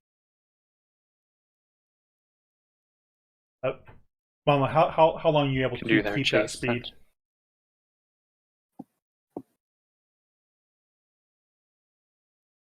So it is after 10 here. I don't know if you're Oh, not doing well tonight or I lost track time or. no, I'll be jumping on here shortly. I've already told him I'll be a few minutes late. I I just forgot half the time I was on push to talk, so that way I could talk to chat at the same time. How long are you able to keep that 100 feet speed or whatever it is? Is that essentially There's indefinite? yeah, indefinite, really. Okay. All right. So It's not the cheetah sprint at like 3 times that speed. So gotcha. All right. So for the sake of brevity, uh, we we will say that you catch him, you're able to take him down. If you decide to, you can finish him off with a minor to no damage. Although, as you catch him, you happen to see in the distance there was another one that was further away, who essentially will be out of sight while you're dealing with the first the closer of the two. okay. So I guess the question: do you kill him? You just take him down to Put him manage him. unconscious, which might kill him depending on how much damage I do. But my goal is just to get him unconscious and Okay. drag him back. All right. Yeah. Again, for the sake of brevity, we'll say you have him dragged back. And then again, you guys have this gnome here at the top as well. All right, 2 prisoners is pretty good. So I just looked at the cheetah sprint. The cheetah can sprint in Pathfinder once per hour when making a charge at 10 times its normal speed. So it can move 500 feet on a charge. Oh wow. Okay, that's pretty fast. That's ridiculous. Well, it's not that crazy considering they move like 60 to 70 miles per hour in a Right. sprint. That's Yeah. easy 500 feet. Yeah, for sure. It's crazy in Pathfinder rules, but not compared to reality. That's expected. Yep. All right. So I just popped on the guy that you guys see Mama dragging back to you, who is currently unconscious. What would you like? I mean, is it our place to try and interrogate him, or do we just take him back and report? We don't know what's going to be waiting for us when we get back, although everyone seemed to think it would be fine. Especially if we're bringing back prisoners. Yeah, I'm not too worried about it.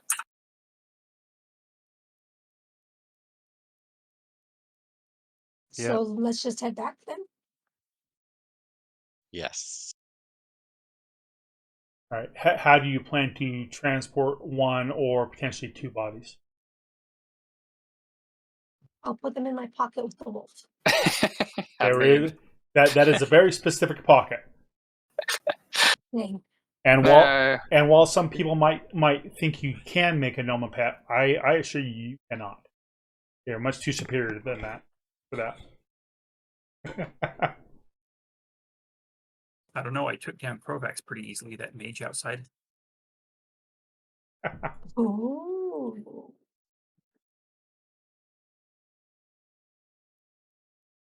So what method do you want to use to try to transport both these guys back? Which under normal walking conditions,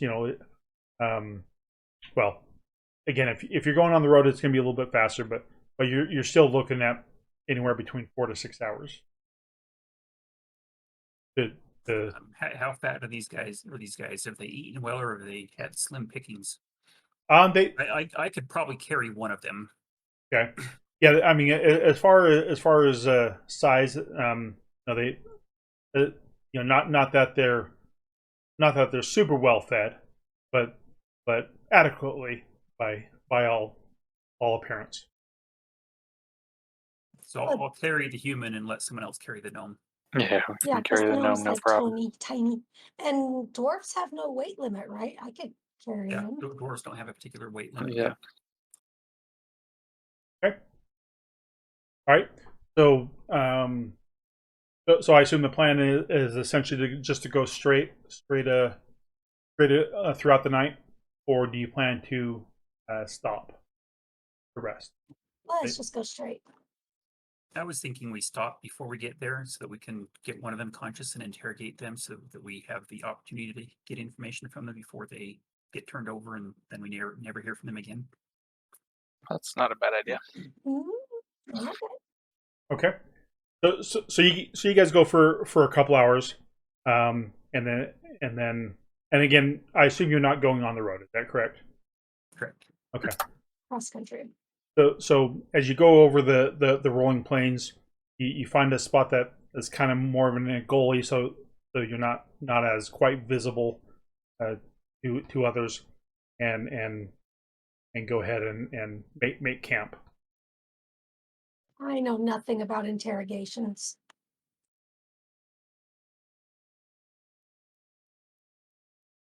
So I'll leave that up to y'all's.